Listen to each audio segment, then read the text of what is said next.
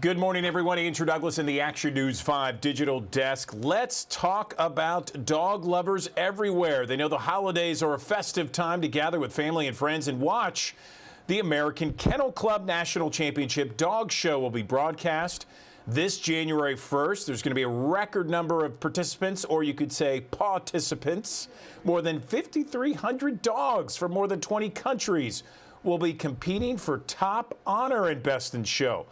I have a couple ladies joining me this morning to talk more about it. Gina DiNardo, she's the co-host of the American Kennel Championships and the executive director as well of the American Kennel Club. Also, Carolyn Manno, the co-host of the American Kennel Club National Championship and noted sportcaster. Ladies, good morning to you. I see you have a friend with you.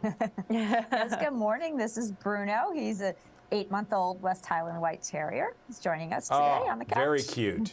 Very cute. Okay, so let's talk about, first off, last year, or this year's, I guess you could say, the 2022 American Kennel Club National Championship. What was unique about that one? Well, what's most unique in our 22-year history, this is the largest entry we've ever had. It's the largest event in North America. We had over 5,300 dogs competing for the title of national champion. And then we also had other events going on. So in total in that building, we had over 10,000 dogs competing in various competitions.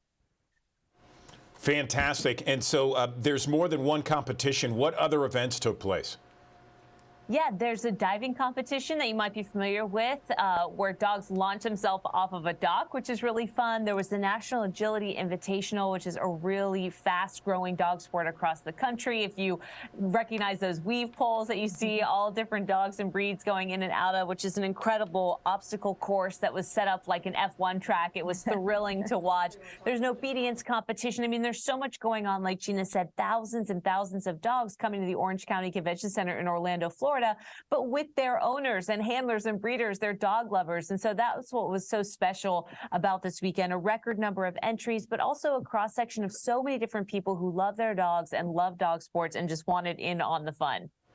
We're looking at some of the video from last year's Best in Show. And ladies, I got to say, I know the competition is so tough here and so fierce. Can you talk a little bit about how competitive some of the dogs and some of the people are, the handlers? Absolutely. So you have the top handlers from around the country showing the best dogs from around the world. And everyone comes to the national championship. It's the place to be. So all of the top dogs are here, in addition to some people who are trying to break out some newcomers. So the competition is deep. Dogs compete year-round for rankings, and so you'll see the #1 dog and a lot of breeds are represented in the groups and Best in Show. And then, of course, it's just because there's so many dogs and all 200 breeds are represented, 22 foreign countries, the depth of quality in the competition is unique. It certainly is. Let's talk about some of the rewards that are on the line for competitors.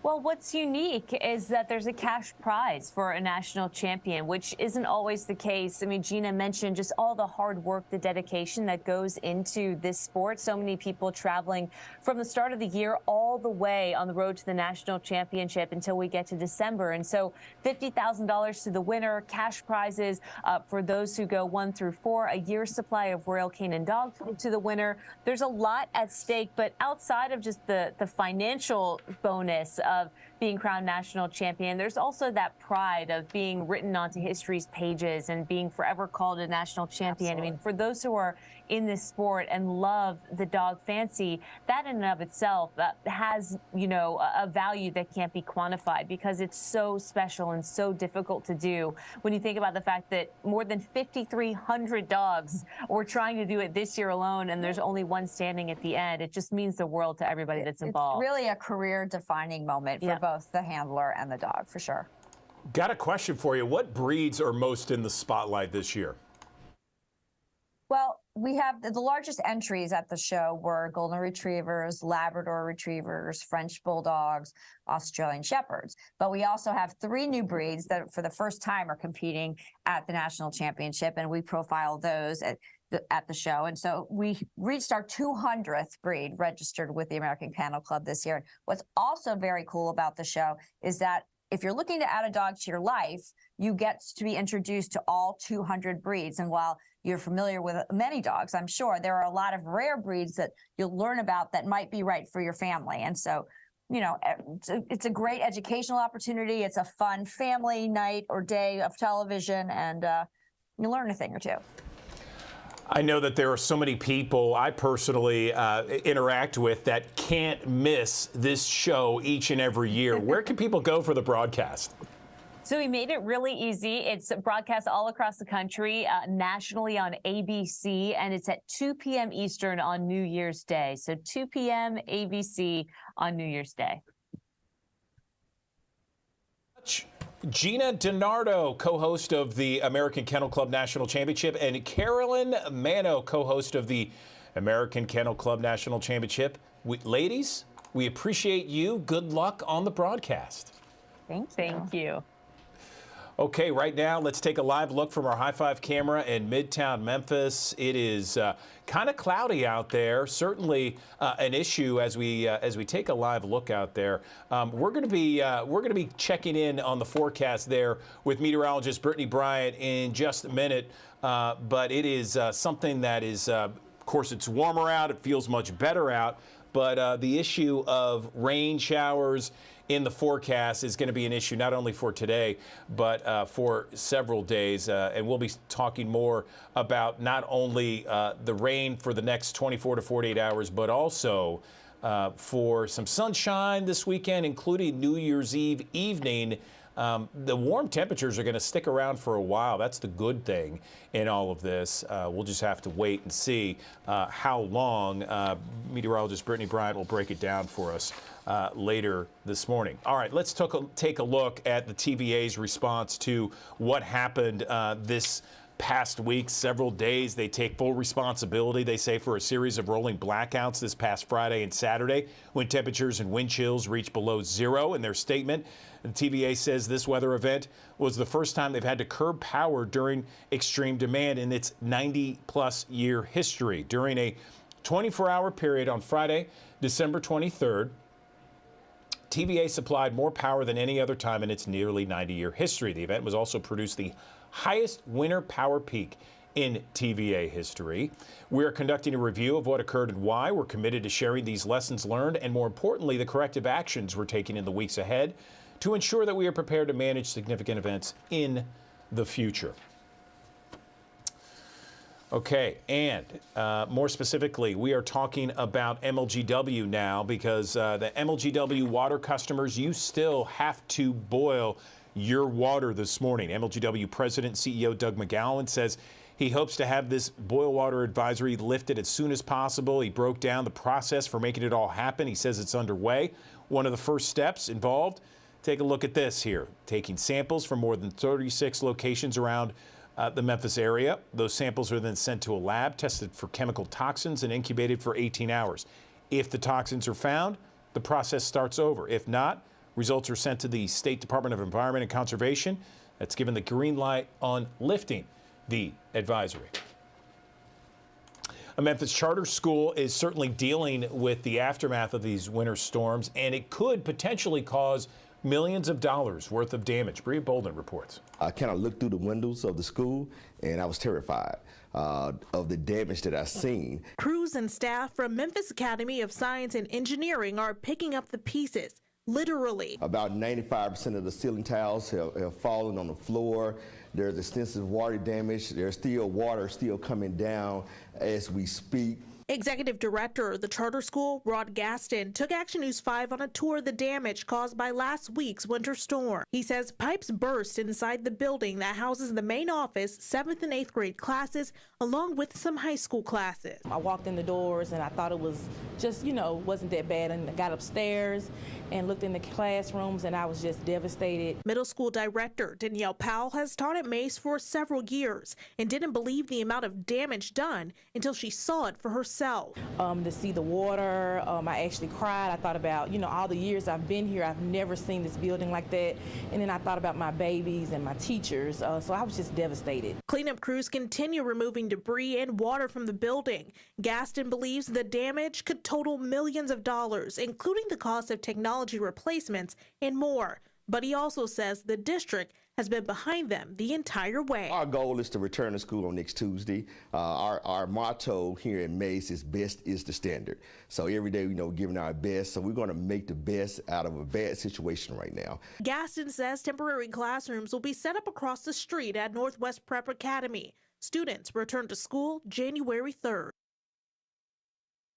That was Bria Bolden reporting there. We've reached out to Memphis Shelby County Schools multiple times asking if any of their school buildings had weather-related damage. They told us assessments are ongoing. They also released this statement. We are thankful that our dedicated grounds and maintenance crews have been assessing, repairing, and monitoring our school buildings in the wake of the recent deep freeze. We look forward to welcoming our students back to school January 3rd. If you'd like to help Memphis Academy of Science and Engineering, you can reach out through a link posted on our website, actionnews5.com. Also, as we've been mentioning, boil water advisory in effect for MLGW water customers. That excludes all those municipalities in Shelby County that get their water from that municipality, including Bartlett, Collierville, Germantown, Millington, that sort of thing. So if you need bottled water, MLGW will be handing out more today. Customers can pick up 1 case of water per vehicle, any of the 3 locations on your screen. New Salem Missionary Baptist Church on South Parkway, Southwest Community College, Whitehaven, or Oak Grove Missionary Baptist Church on Stage Road. Well, despite the city's ongoing water issues, it did not slow down all the football fans that came into town for the AutoZone Liberty Bowl, and it was a record-setting AutoZone Liberty Bowl. Incredible stuff there. What a game. A record amount of points, triple overtime. Both of those never happened before. Huge attendance, nearly full, the Liberty Bowl was. Kansas fans, Arkansas fans, they had an amazing time. Kelly Cook has more on that. Tailgaters are a resilient bunch. Like the Bond family, who are sort of professional tailgaters, who went from cheering on the Chiefs Saturday morning and minus 5 degrees, we were setting up tailgating at Arrowhead in Kansas City to driving to Memphis Monday to cheer on their Jayhawks. Tailgaters prepare for everything, cold weather, snacks, but even the Bonds weren't prepared for what they found in the Bluff City. Yes, we did get quite a surprise that our hotel was without water pressure. We did stay the night and changed hotels the next morning when we found a hotel with water. 50,000 fans are expected for this year's game. Tracy Dolan got a call Monday night that his hotel in Memphis had to cancel his reservations. He found a hotel room across the river in West Memphis. We were always going to come, maybe make other plans and just end up coming for the day instead of overnight.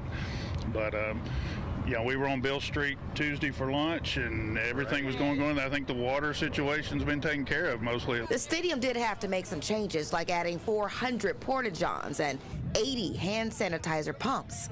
As for drinking water, did you guys bring some bottled water with you? Yes, we have some water and other beverages, yes. Other beverages? Yes. Wink, wink? Wink, wink, yes. Okay, Kelly Cook reporting there. We'll talk more about the bowl game coming up later on Action News 5. But I want to tell you about $5.5 billion. That's according to the Federal Trade Commission, how much money the top 10 scams cost consumers through September of this year. Carice Jackman breaks down a few of those scams and what you could do to keep your money safe in 2023. They come in different forms, but the goal is always the same, to steal your money and information. There are so many scams out there, but here's a breakdown of some of the biggest ones reported in 2022. First, imposter scams. The FTC reported more than 500,000 complaints in the first 9 months of 2022. There are a wide variety of imposter scams. One we highlighted, scammers posing as your bank. Darius Kingsley with Chase Bank told us if you ever get a suspicious message from someone saying they're from your financial institution, don't respond. So then the scammer knows that you responded. So they'll call back right away and they'll get you on the phone and they'll say, oh, thank you so much for replying to that text. Another top scam, robocalls. Hi there, this is Jessica calling in regards to your Volkswagen warranty. I think statistically it's possible in 2022 that every American with a smartphone has received that robocall more than 3 times, which is crazy to think about. And there was one particular type of robocall that got the interest of the federal government. According to a July press release, the FCC believed there are as many as 8 billion robocalls since 2018 connected to car warranty scams. But consumers did get some relief from this scam. The FCC issued a cease and desist to voice service carriers in an effort to stem the tide of these automated calls. We've actually seen a huge decrease in month-over-month robocalls since the summer when that was announced for these car warranty scams. Credit card fraud also ranked high on the list, almost 340,000 complaints to the FTC through September. Credit card fraud is absolutely one of the most common types of scams. It's happening all the time. It's all around us. As long as you catch it and report it, Kim Palmer with NerdWallet says consumers have a chance to recover lost money. Constantly check your credit card statement at least once a month, every time you get it. So you can see if there's something that pops up that's not right, you don't recognize the charge, you want to follow up, tell your credit card company that your card might be compromised. So whether you're shopping online or answering your phone, experts say be on your guard because scammers are always searching for ways to separate you from your hard-earned money. With this Watching Your Wallet, I'm Carice Jackman. Gas prices across the Mid-South starting to stabilize after record high gas prices this summer. Current average in Tennessee is $2.79 according to AAA. That's down 6 cents from last week. The most expensive prices in the state are in Memphis with an average of $2.86. Let's look at all 3 Mid-South states here. Mississippi's average $2.75.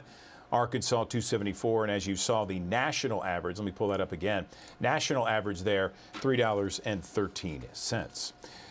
All right, Southwest Airlines, boy, they are having a bad couple weeks here. Thousands of flights been canceled every day this week, it seems, and now some airline ticket prices are going sky high. Some airlines have announced price limits on fares in all cities where Southwest operates through next Monday. That includes American, United, and Delta.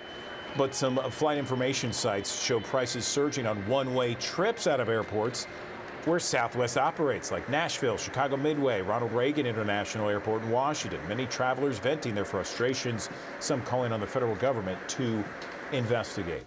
No one won the Mega Millions jackpot earlier this week, so guess what? Friday's drawing is up to 640 million big ones. Game workers say the jackpot will be the largest Mega Millions prize ever offered in the final week of the year. The odds of winning are absolutely horrendous. 1 in 302 million. All right, let's talk about the do's and don'ts of asking for a raise. It's certainly something that people may be considering in 2023. Do you deserve a raise? Everyone deserves a raise. Everyone deserves a raise. Yes, why not? I think so. Yeah, of course. Everyone deserves a raise.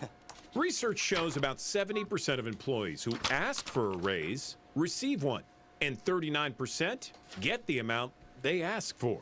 You want to ask for a raise after a win. So if, let's say, you just had a stellar job performance review, that would be a great time. Also, research the amount you're asking for. Resources like Glassdoor, PayScale, and your HR department can help you determine your market rate. The average pay raise is 3%, but researchers say a good raise ranges from 4.5 to 5%. Do write down your accomplishments and how your scope of your work has changed or increased, but don't compare your salary to that of others in your company. The most important thing to consider when asking for a raise is it really has to be about you. So it has to be about what you are bringing to the table. Also, ask in private and in person if you can. Be confident and practice what you're going to say beforehand, but don't make threats or ultimatums. Well, I just got a job offer and they're offering me X amount, and what can you do for me? That can be a real turnoff for employers. Researchers say to increase your chance of getting a raise, present your boss with your new skills and projects that you've taken on since your last pay raise. If you get a no, ask your boss, what will it take to get a raise in the future? It may be that in these tougher economic times, they just can't afford it. With ways to live your best life, I'm Andrew Douglas, Action News 5. Winter break is a great time for 11th graders to prep for college. Now, they might not want to prep for college. And they'll say, no, Mom, Dad, I don't need to prep for college right now. I'm only in 11th grade. Leave me alone. It's the holidays. Merry Christmas. Well, hey, you got to plan ahead, right? You always have to look ahead, and you're 11th grader. You want them to go to college in most cases. And so now's a great time to prep for those standardized tests. And that's why we got our friend David Blowbaum with us here on the Action News 5 digital desk. Let me get the right screen up, David, and make sure that you and I are there on the two-shot. You are upgraded here. I see you got a mic. You got a mic screen. You are big time. I knew you way back when. How are you? I'm doing great. How are you doing? I'm doing well. So let's talk about it here, because I guess the best time to get your kid ahead when it comes to the ACT, when it comes to the SAT, is something like a holiday break, right? Yeah, so it's pretty interesting. So I actually got the idea to look into it from Malcolm Gladwell's data in Outliers. So in his book Outliers, he talks about the wealth and education gap in the United States.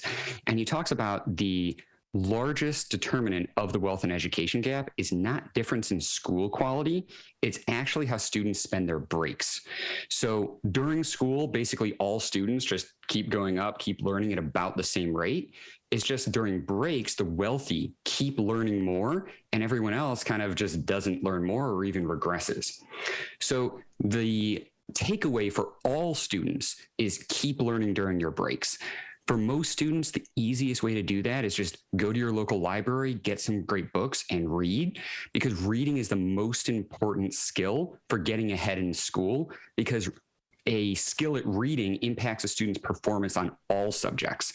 But how that relates specifically to juniors this year is the best time to study is for the SAT or ACT also is on breaks. And it's a great thing to study because you're learning rhetorical skills, grammar skills, mathematics, reading comprehension. So it can help students in high school, in college, in life to learn those skills, also help them on the SAT and ACT, and to get into college and get more scholarships for college. So students can start prepping now for that February ACT. No pressure. They can even delete ACT scores at any time if they don't like their result, but that's easier than trying to prep at the end of the year during May and June when their AP exams and finals are. Okay, and so right now, SAT, ACT, I mean, you can take them for the February month, and I guess now is the time to really kind of ramp up for that. And I know, based upon our previous conversations, I mean, you are a big proponent of, hey, take the test as many times as you can just to kind of get into the familiarity of taking that entire test, because the more you do it, the better you'll get, right? Absolutely. So what a lot of families don't know is that most colleges in the U.S. use what's called a Common App. So that's just some centralized app that you input all your information into, and it goes out to all the colleges. On the Common App, you can only put in your highest verbal score ever and your highest math score ever from the SAT. And same thing for the ACT, only your highest English, math, reading, or science scores. So for the vast majority of schools in the country, you can only show them your highest scores anyway. So you can keep taking the test multiple times and even just work your scores up in each individual section. Again, just to be able to highlight your skills and all your hard work to colleges to help you get you in. You know, David, there's a question that keeps on coming up more and more, because I've had two kids that have gone through this process, and I have a high school senior who's already made his selection. And I keep on getting the question, well, you know, the SAT and the ACT, they're not required by most colleges anymore. And if I don't have a good test, then I should not send it to my prospective colleges. What's considered a good test, and is that still a rule of thumb that you agree with? Fantastic question, and the question that everyone's trying to ask, and there's so much confusion around this because of that. So The general rule of advice, though it does matter based on the student, the high school that they're coming from, and the college that they're applying to. But the general rule of advice is you can look up a school's median SAT or ACT score, and they'll give you the 50 percentile range. So let's say the 50 percentile range is a 26 to a 30. That means the middle 50% got that score. If you're at the bottom of that middle 50%, so the 26 in this case, or anything above, submit your score. So that means only don't submit your score if you're below that 26, below their 25th percentile. And even in some instances, you still might want to do that. Like if you're from some unknown school applying to a top school, they still might want to submit you, and at least a half decent SAT or ACT score can help get their attention. Interesting. I like that insight a lot. Let's see. What else can we talk about with regards to the holidays? How people should get started when it comes to prepping for the next exam, the SAT or the ACT? I know a big question is, well, which one should I start testing for? Should I start testing for the ACT or the SAT? Fantastic. So what I would do if I was in a student's shoes right now is I would Google official SAT practice test, official ACT practice test. Make sure they're the official exams. Download a past official test from the College Board website. Download an official past ACT from either the ACT website, or you can get the ACT study guide that has 5 official tests. Make sure to start with an official test of each, then compare your scores. See which one you do better on, and then just go in that direction. Coming up, there's the March, May, and June SATs. For the ACT, there's the upcoming February, April, June, July ACTs. There's also free prep online from Khan Academy for the SAT, or through the ACT, there's free prep for 20% of students, because 20% of students are on fee waivers. So you can likely get free prep for the SAT or ACT, or buy a prep book, or enroll in a class, or get a private tutor. So there's any way that you learn best, there's resources to help you. Fantastic. Okay, anything else you want to mention to our audience before we let you go, David? I would just reiterate that test optional really means that you have the option to apply without test scores and still be considered, but it doesn't mean it's an equal option. So quick example would be Stanford. When you look up Stanford's common data set answers, so you can literally just Google common data set Stanford or any college that you want, they'll tell you what admissions criteria they use in their admissions decisions. Even though they're test optional, they list standardized test scores as very important for their admissions decisions. That's the same weight that they put on a student's GPA. So they're test optional, it's an option, not an equal option. So students can also check a common data set for that school to see, do they actually still care about test scores, even if they're test optional. David Blobaum, Director of Outreach, National Test Prep Association. You always bring it each and every time we talk. Thank you so much. Happy holidays. Thank you. Happy holidays. Winter break is a great time for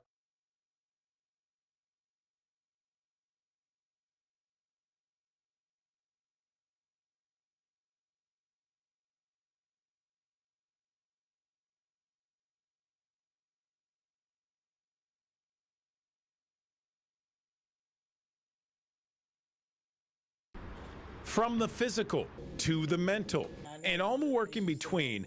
The way we work is changing. I'm working more remotely. I think that the old office, being in the office, is antiquated. More time off, like 3 days in a row or 4 days in a row. With the changing work environment, both employees and employers will be evolving. First, for employers, researchers say upskilling will be more important than ever, facilitating continuous learning with virtual or online courses.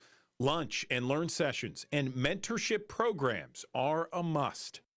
You got to be growing, learning, teaching other people, growing other people around you, and focusing on the best parts. Stay interviews will be more important than exit interviews. Management will be rethinking the employee experience by doing things like asking employees which perks they prefer, and flexibility with schedules will be the new normal. But with that said, more will be expected from employees. You go in and you make yourself known. You want to be the person of influence in the room. Create a personal mission statement for the year and for the next 5 years. List the new skills you want and how you can get them, and keep track of your successes. Surround yourself with positive people who are focused on moving forward.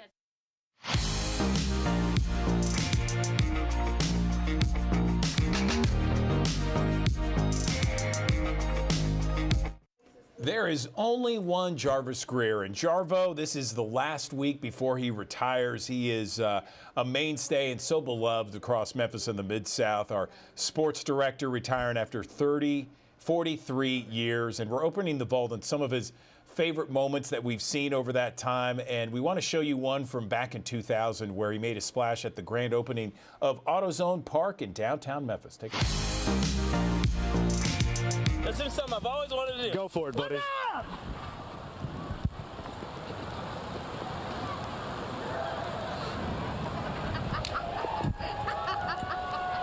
That's our guy in full glory. Joe and Kim, I give you Jarvis Greer.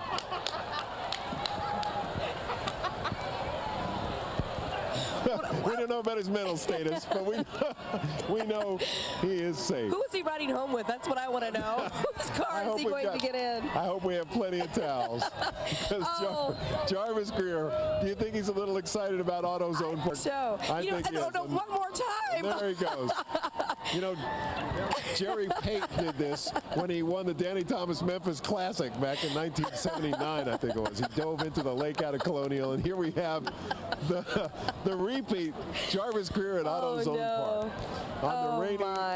On the rain slick infield. There he goes. All right. I think that just kind of sums it all up as what kind of day this has been today. It's just been exhilarating, fun, beyond words. Always a great moment to see Jarvo and in his element, and certainly he was in his element back in 2000 when AutoZone Park opened up there. That was good stuff. He retires, by the way, on Friday after 43-plus years here at WMC. New Year's almost here. Of course, January 1 is on Sunday, and researchers say now's the time to set your financial goals, especially when it comes to boosting your savings. Rachel DePompa has a list of the top 3 tactics to keep you on track in the new year. The number one thing you can do is prioritize saving money for your retirement. In an ideal world, you started saving for retirement with your very first paycheck, but we know that's not always possible. Several financial firms suggest you save 15% of your pre-tax income, but honestly, any amount you can set aside is a good start. If your work offers a 401k, take advantage. And experts at the financial website NerdWallet say only borrow against or cash out your retirement as a last resort. The number 2 thing you can do in the new year is save for a rainy day. You can't predict the next emergency, but you can have money on hand. $500 is a great goal if you don't have a savings account. Also, experts say keep a credit card empty so you have space on it if you really need it. All great reminders in the new year. With this, Watching Your Wallet, I'm Rachel DePompa.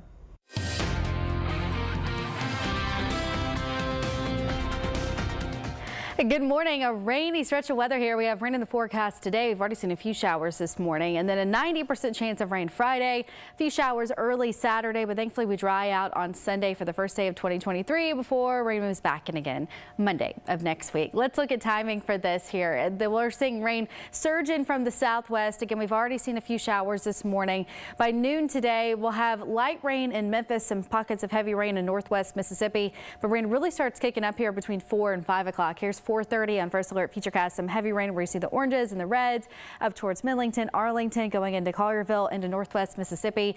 And then rain is on and off through this evening. 10 o'clock tonight. It'll still be pouring in West Tennessee, North Mississippi. Notice eastern Arkansas, really not seeing much rain, but after midnight, rain pushes into Arkansas. It'll rain all night tonight here across the Mid-South into early tomorrow morning. Through at least 11 o'clock noon tomorrow, we'll still have downpours across much of the Mid-South. It does look like as we get a little later in the day tomorrow, we'll only have a few light spotty showers showers, but then heavy rain expected overnight Friday and into early Saturday morning. So today through Saturday, 1 to 2 inches of rain possible for most areas along and west of the river. The rest of West Tennessee, North Mississippi will at least get half an inch, if not up to an inch. And if you got a downpour, you may end up with slightly higher totals than that. But we can definitely handle 1 to 2 inches of rain everywhere here in the Mid-South. So flooding shouldn't be a big problem. Also, no severe weather today or this weekend. Saturday morning, again, there's a chance for rain, but after that we dry out. Your high on Saturday is 65.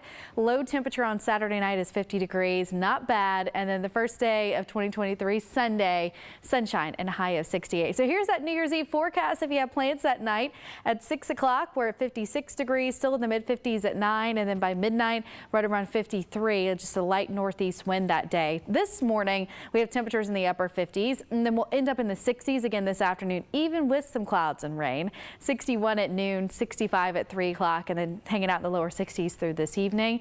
And a lot of that has to do, that warm air has to do with those south winds. South winds coming in anywhere between 25 to 30 miles per hour as we go through the day. Even at 9 o'clock tonight, we'll still have 20-mile-per-hour gusts. It will be windy this evening too. Again, no severe weather to worry about today. But if you want to just check the First Alert Doppler, our First Alert radar on our weather app, or if you want to see if there's any updates on timing for the rest of the day, we'll update you all day on our First Alert weather app. So First Alert 7-day forecast, 66 today, 62 on Friday. We're in the 60s over the weekend and at the start of next week. Finally, by Wednesday, we'll see those temperatures drop down to the lower to mid 50s. Good morning. I'm Amanda Hansen here at the Action News 5 digital desk. You know, up to 30% of COVID patients end up with long COVID. It's a serious, debilitating problem that can last a lifetime. Many people dealing with symptoms months and months after this, after developing COVID. And long COVID has already upended the lives of more than 20 million Americans, and its impact on the economy and also the healthcare system is well into the billions of dollars. So this morning is something we're going to be focusing on here at the digital desk, and here to talk more about it, we have Dr. Peter Rowe. He is a long COVID expert, and he also is a professor at the Johns Hopkins University School of Medicine, along with Cynthia Adenig. She had mild COVID early during the pandemic, developed long COVID, and is now recovering from disabling, life-threatening conditions. We appreciate you joining us here. Good morning. Good morning. Thank you. Good morning. So, Dr. Rowe, I want to start with you, just for people to understand really what long COVID is. Can you talk a little bit more about that? Sure. So long COVID refers to a range of health problems that can occur after an initial infection. It doesn't have to follow a severe infection. We know that, as Cynthia will tell you, that it can occur after mild or even asymptomatic infections. And when it's at its worst, it can really interfere with the things that people used to be able to do and take for granted, like taking a long walk, working, shopping, going to advance their education. The main symptoms that we see after about 3 months are things like severe fatigue that can really interfere with activity. If people exceed their usual activities, they can trigger what's called post-exertional malaise, or a post-exertional worsening of all of their symptoms. Lightheadedness is common, along with high heart rates and low blood pressure. And many people have great difficulty thinking and concentrating like they used to. You can see other problems affecting the respiratory system, like coughing, changes in taste and smell, and essentially the symptoms of long COVID can be quite varied and originate from any organ that COVID initially infects. And it's frustrating for those that end up with COVID, and then it's like this just doesn't go away, that head fogginess, and I mean, even other things. You said it varies. And even if you have a mild case, this is something that can happen to you. One thing I want to ask, though, could this impact people that even have been vaccinated? What are you seeing? Because it seems like this is something that we're still learning more about. That's absolutely correct. And we know that vaccination protects against long COVID, but it's not complete. And so that if you get a breakthrough infection after being vaccinated and boosted, you can still have long COVID develop afterwards. And I think the fact that the virus is continuing to circulate in the community means that all of us are at risk for further infections and possibly for these severe long-term symptoms. Now, Dr. Rowe, are there any treatments or cures for someone that is living with this long COVID? What can people do? So two points of emphasis there. One is that there's no single agent that we have in our medical toolkit that will treat long COVID in all instances. And that needs to be a focus of the research that's going on around the world. But that doesn't mean that there's nothing to do. So we have treatments that can be very effective for migraines if people have post-COVID migraines. We have good treatments for their high heart rates and low blood pressure problems that are common in the circulation after COVID. And we can treat a variety of pain problems as well. So there are treatments out there for specific symptoms, but still no universally effective single treatment for the entire illness. So Cynthia, I kind of want to bring you in and talk to you just because you're someone that has experienced this. You had that mild case, and I'm sure you never imagined that you would end up with long COVID. Just tell me about what that was like for you. What were some of the things that you experienced? Yeah, I never imagined my life the way it is today. From my mild infection that I got in March 2020, I didn't have what was considered to be the well-known symptoms of active COVID. In fact, it was so mild, it was sniffles for maybe 2 days. And afterwards, I thought I was okay, but as the weeks went on, I developed life-threatening, severe illnesses. And some of that was extremely high heart rate, even if I'm sitting or laying. I experienced crippling fatigue that made just brushing my hair impossible. And I also developed an anaphylaxis type reaction to a wide range of food and water overnight that led to me being bedbound for weeks. And I even lost my mobility and relied on a wheelchair for mobility for several months. And not enough is known about long COVID. So I didn't have proper care for several months. And I still today remain mostly homebound. And I need a lot of medications just to eat every day, to have just a tiny bit of a function, but I still remain disabled 2.5 years into long COVID. I can't even imagine. And for you, I mean, this was obviously a major life change. And when you first started having these symptoms that came up, did you immediately think COVID or what? I mean, did you have any idea that that's what this was? There, I mean, at the time, I don't even know if there was the term long COVID at that point. You're correct. At that time, there was no term long COVID. So I had no idea what was wrong with me. No doctor that I went to several doctors, several ER trips. They had no idea what was wrong with me. They misdiagnosed me as having anxiety. But because there was so little known about why I was suddenly reacting to all those foods, I lost 50 pounds in 4 months. And it really was life-threatening. I developed life-threatening illness because of those symptoms. Then I was afraid that I was going to die, and because I had no answers. And then I found an online support group before long COVID had a name, and there was so many people, tens of thousands, that had my symptoms. I was like, oh, okay, this is it. This is exactly what this is, and that really helped me to learn how to manage my symptoms along the way. And, I've talked with people that have felt like that, I'm still dealing with symptoms well after, having COVID. And in a sense, they felt frustrated because it was one of those things where people just couldn't understand when they would say that, my brain is foggy, or have these types of symptoms. Was that something that you experienced, and what did it mean for you when you finally did find that support group and you said, you know what, I'm not the only one experiencing this? Yeah, it was really confusing to figure out what was happening to me, because there were so many symptoms all over my body, top to bottom, and to have that cognitive decline on top of the crippling fatigue made even going to one doctor's appointment, I would have to rest for 2 days after just one doctor's appointment, and I would struggle to tell the doctor my symptoms because of the cognitive decline. So it's like a double whammy of bad. And that support group was really instrumental in validating me when doctors at that time couldn't. Their education for doctors just was not there. And even now, I know I'm still not properly diagnosed with all the things and the ways that COVID has affected me even 2.5 years into it. You know, and I see here that obviously now you're a long COVID patient advocate, and you've testified before Congress about the need for long COVID support. Can you tell me a little bit about that?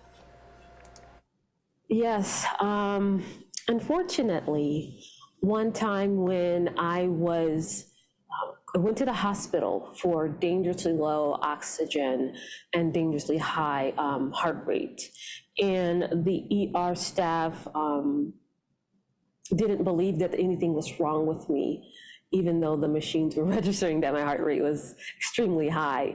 And so they threatened to have me arrested for seeking care during that incident.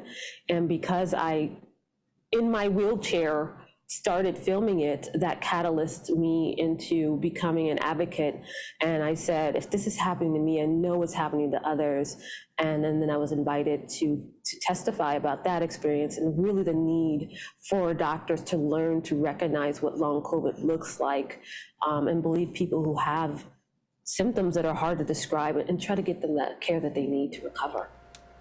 And Dr. Rowe, this is where I want to kind of bring you back in, just to kind of see what's being done to find out more answers about long COVID and what more should we be doing. And I know y'all got to wrap up soon, so if you could just kind of maybe touch on that and say where we can get some more information, we can wrap up here, because I know you have some other interviews coming up. Sure. So one of the places you can get information and learn about this is the solvelongcovid.org website, where you can get information about the symptoms, learn about how you could get involved. This is a nonprofit that has been working in this field for over 30 years, trying to catalyze interest in this illness. In terms of what's being done, they're offering seed grants for junior researchers. And we need lots more research nationally and internationally. Thankfully, that's happening because of this huge economic impact of the long COVID. But the Recover Initiative at the NIH is one big study, but there are many, many studies that people can get involved in. We need a lot more in terms of clinical sites to care for people with these problems. Most people with long COVID are finding that it's hard to access medical care. So that's an area that we really need to address in the healthcare system.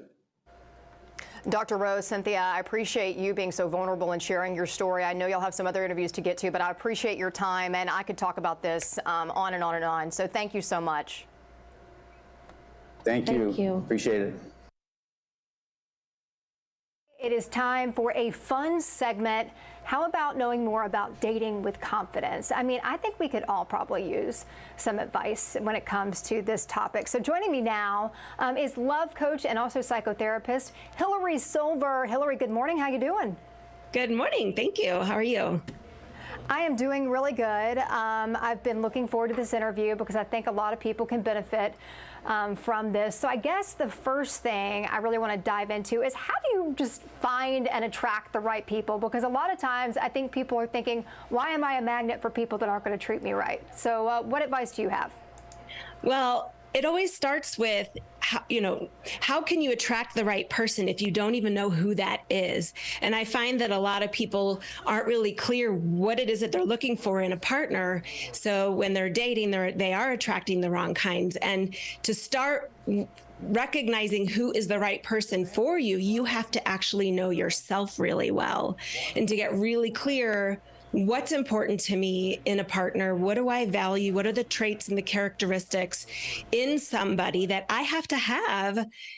That's where it starts first. And so your values, and I say, what do you admire and require? So what do you admire in somebody? What do you like to be around? And what are your requirements? And those are really criteria that you have to get clear on. You know, one thing I'm wondering, in this day and age, does it seem like most people are relying on dating apps to meet people?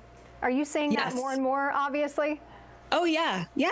And it's a great tool as long as you know how to use it, really. You have to be smart.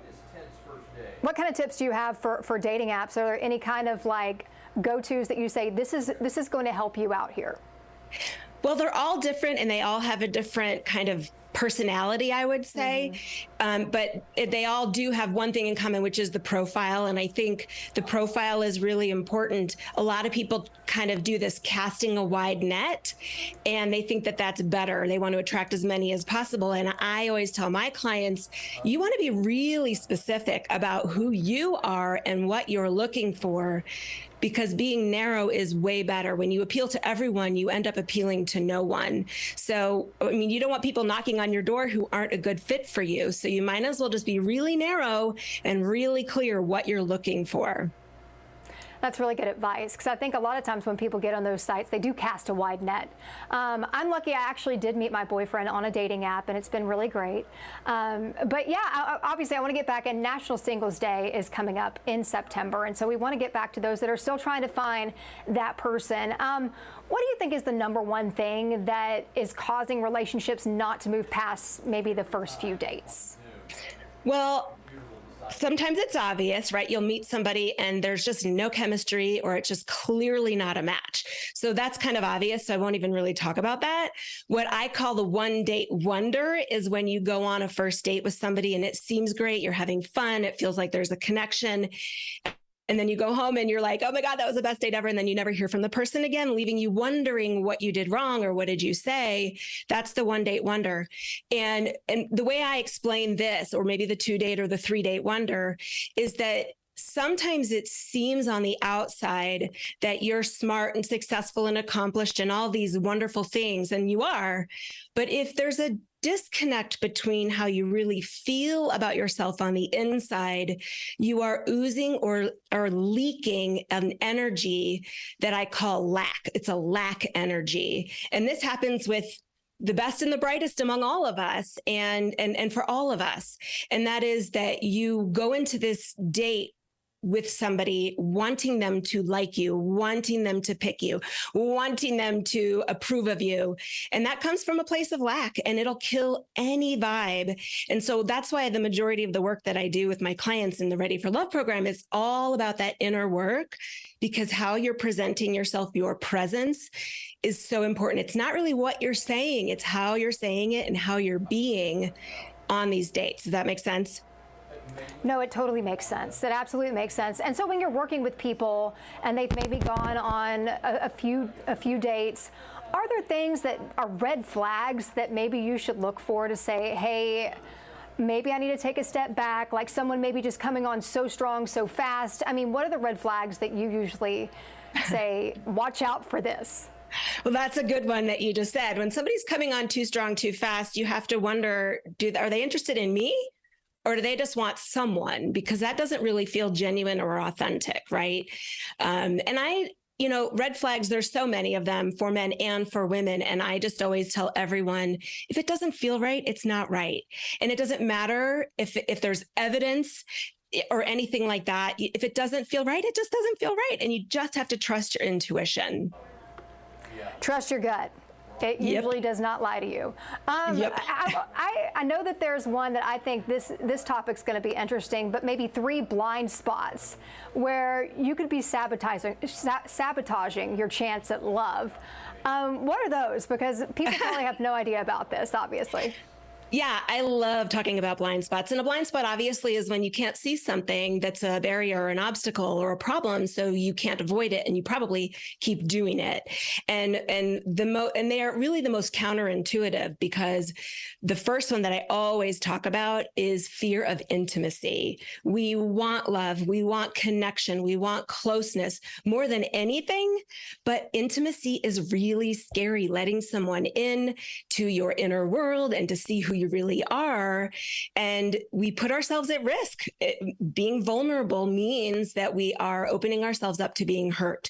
And so a fear of rejection, a fear of abandonment, being judged, making a mistake, betrayal, all of that. So a fear of intimacy is there for all of us because we've all been hurt along the way in our lives. And so to open ourselves up and to really let someone in is really, really challenging and scary. And it's a blind spot because people don't realize that it's there. So there's a lot of sabotage that can happen because of that. And then my other favorite blind spot that I love to talk about is a mindset block. Think about it, like an athlete doesn't sign up for the Olympics thinking of all the reasons why they won't win. And so many people are dating thinking things like all the good guys are taken, or women only want me for my money, or, things like that. There's so many of them. And the truth is you get what you expect. And so when you're focusing on what you don't want, or you're thinking these things that are negative that are going to happen to you, that is what will happen. So it's just really important to focus on what it is that you want and recognize any of these like negative beliefs or cynicism that you might have based on past experiences and fear. I've heard one just where people go in and they're just like, man, I was surprised that you even wanted to go on a date with me. And in a sense, that's almost kind of one of these sabotages where you're going in already putting the ball in their court that maybe they're getting the short end of the deal. I mean, do you agree with me on that?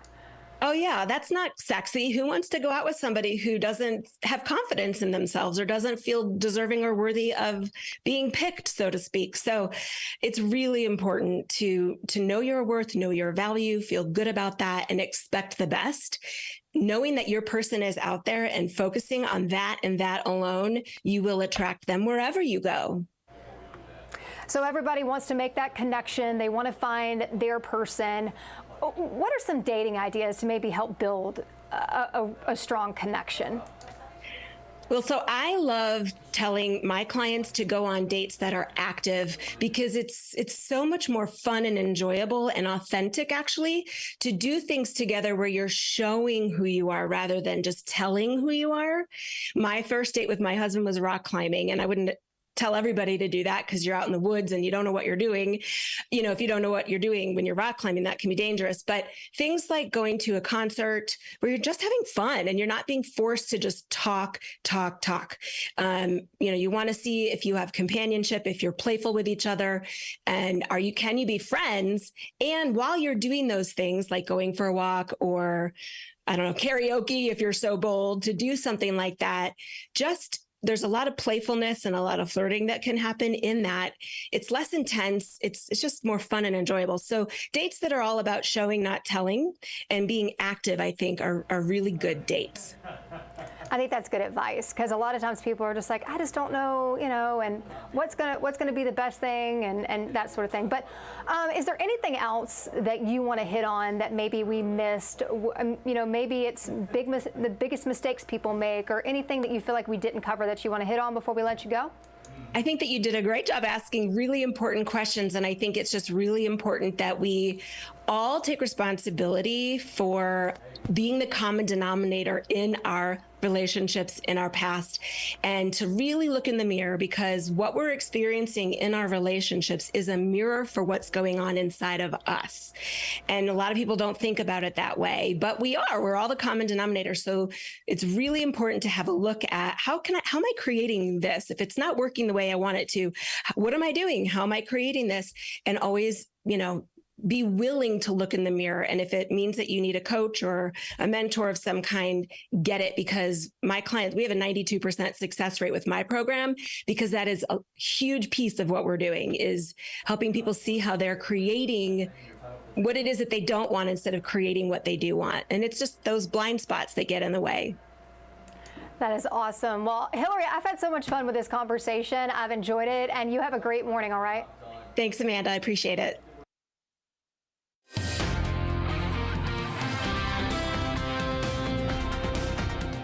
Good morning. A rainy stretch of weather here. We have rain in the forecast today. We've already seen a few showers this morning, and then a 90% chance of rain Friday. A few showers early Saturday, but thankfully we dry out on Sunday for the first day of 2023 before rain moves back in again Monday of next week. Let's look at timing for this here. We're seeing rain surge in from the southwest. Again, we've already seen a few showers this morning.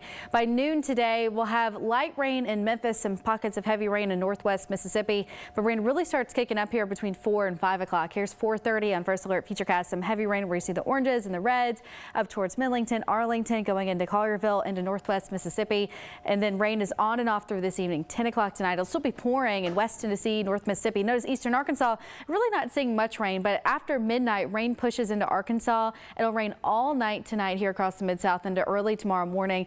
Through at least 11 o'clock noon tomorrow, we'll still have downpours across much of the Mid-South. It does look like as we get a little later in the day tomorrow, we'll only have a few light spotty showers, but then heavy rain expected overnight Friday and into early Saturday morning. So today through Saturday, 1 to 2 inches of rain possible for most areas along and west of the river. The rest of West Tennessee, North Mississippi will at least get half an inch, if not up to an inch. And if you got a downpour, you may end up with slightly higher totals than that. But we can definitely handle 1 to 2 inches of rain everywhere here in the Mid-South. So flooding shouldn't be a big problem. Also, no severe weather today or this weekend. Saturday morning, again, there's a chance for rain, but after that, we dry out. Your high on Saturday is 65. Low temperature on Saturday night is 50 degrees. Not bad. And then the first day of 2023, Sunday, sunshine and a high of 68. So here's that New Year's Eve forecast. If you have plans that night at 6 o'clock, we're at 56 degrees, still in the mid 50s at 9. And then by midnight, right around 53, just a light northeast wind that day. This morning, we have temperatures in the upper 50s, and then we'll end up in the 60s again this afternoon, even with some clouds and rain. 61 at noon, 65 at 3 o'clock, and then hanging out in the lower 60s through this evening. And a lot of that has to do, that warm air has to do with those south winds. South winds coming in anywhere between 25 to 30 miles per hour as we go through the day. Even at 9 o'clock tonight, we'll still have 20 mile per hour gusts. It will be windy this evening too. Again, no severe weather to worry about today, but if you want to just check the First Alert Doppler, our First Alert radar on our weather app, or if you want to see if there's any updates on timing for the rest of the day, we'll update you all day on our First Alert weather app. So First Alert 7-day forecast, 66 today, 62 on Friday. We're in the 60s over the weekend and at the start of next week. Finally, by Wednesday, we'll see those temperatures drop down to the lower to mid 50s. Amanda Hansen here at the Action News 5 digital desk. It's a program through Regional One Health that identifies vulnerable patients who frequently visit the ER and have numerous inpatient stays and addresses those medical needs. We're talking about One Health, and joining me this morning to talk more about it is Susan Cooper. She is the Chief Integration Officer at Regional One Health. Susan, good morning. How you doing? Hey, good morning. I'm doing great, thank you. Well, we're so glad to have you on here. Can you start off by just giving us a little bit of history regarding One Health and what it's all about? Sure. Well, thank you for having us here today. One Health is a program that we started talking about many years ago that was really spun by an idea around why people were coming back to the emergency department multiple times in the course of the year.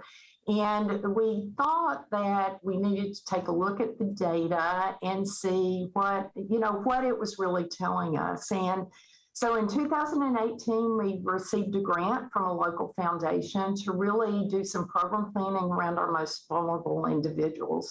And what we found is that oftentimes our uninsured patients have some life or health event that sets them into this spiral that doesn't allow them to achieve best health. So we are a city that has complex needs, and we really needed a strategy for how we could bring people together to address these needs of our most vulnerable. Really, it's a great program. Can you talk a little bit about how it all works, though? What is the process? Yeah, that's a great question. Well, all of this begins with the patient in the middle. We don't do anything with our patient or for our patient without our patient. And we sit down with these identified individuals and ask them questions about what really matters most to them. It's very hard to treat your diabetes if you don't have a sustainable food source or if you don't have a home to live in. And so we go through a screening tool and identify opportunities for the individual to improve their health, whether it's in housing, transportation, food, medications, primary care, et cetera. And then we work with community partners to address these needs. We've got more than 200 community partners that come to the table. That's in healthcare, social services, behavioral health, transportation, food, where we all come together and create a community plan of care so that we all are able to use our expertise to better address the needs of these individuals. This is not a clinical model where the person comes in and sees a provider and then the provider writes a prescription to go get certain things. This is really based on nurses and social workers working together with the patient to identify how to move them forward in their journey to health. It takes a community, and I love how it's kind of bringing everybody together to help fill those needs to be able to benefit their overall health, because all of those things matter so much. And it seems like y'all fill just a variety of needs, whether that's food, and connects them to those resources, which is incredible. Can you share a little bit about how patients have really benefited from this One Health program? Any particular stories over the years that have just really stood out for you? We have a number of stories. In fact, one of our patients and our care teams were highlighted in a broadcast that was done internationally. And in Mr. Roberts' case, he's a person that grew up in Memphis. He held jobs since the age of 5. He worked in the trade industries as an adult, but his health started to fail. And as you know, Tennessee is a state that didn't expand Medicaid, so Mr. Robert didn't have access to insurance, and his health needs weren't addressed because he didn't have a card to get in the door to be seen to have those needs taken care of.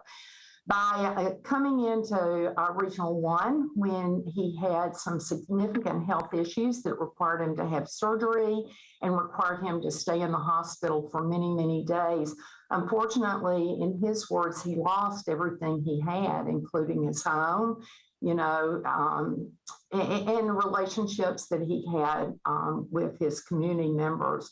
By working with Ashley, one of our care team members, we were able to link him to appropriate medical care. We were able to get him transportation to and from services, not just healthcare services. We were able to link him to insurance benefit determination, and we found that he actually qualified for insurance coverage under a federal program, but these systems are very difficult to use. And so by working with him, we were able to complete the application, make sure he got to those appointments, and now he has those insurance coverage benefits. He gets his prescriptions through Regional 1 Health. He gets his medical care through Regional 1 Health. We were able to help him secure housing and also secure things like a sustainable food source and appropriate clothing. So Mr. Robert tells his story, and he says about Ashley, he didn't know what he would have done had it not been her caring for him and helping him secure the things that he needed, not just healthcare, but also in the social service space to really help him move along his journey to health. This is so interesting to me. I have done stories in the past when I was living in Arkansas where, I did a story involving the homeless community, and there was a gentleman there that he had some bad circumstances, losing his job, lost everything, had a pacemaker, all these health issues, and he was sitting outside of a Walmart with a sign. And so it was one of those same type of situations where he didn't know what resources were there or even how to go through all of the proper paperwork that involves to be able to get resources that he could need. So that was one thing that we did, was trying to help kind of connect those dots. But to have a program like this, is a game changer for so many people. And, talking about that, how many people have y'all been able to help with this program? We serve the most vulnerable of the most vulnerable.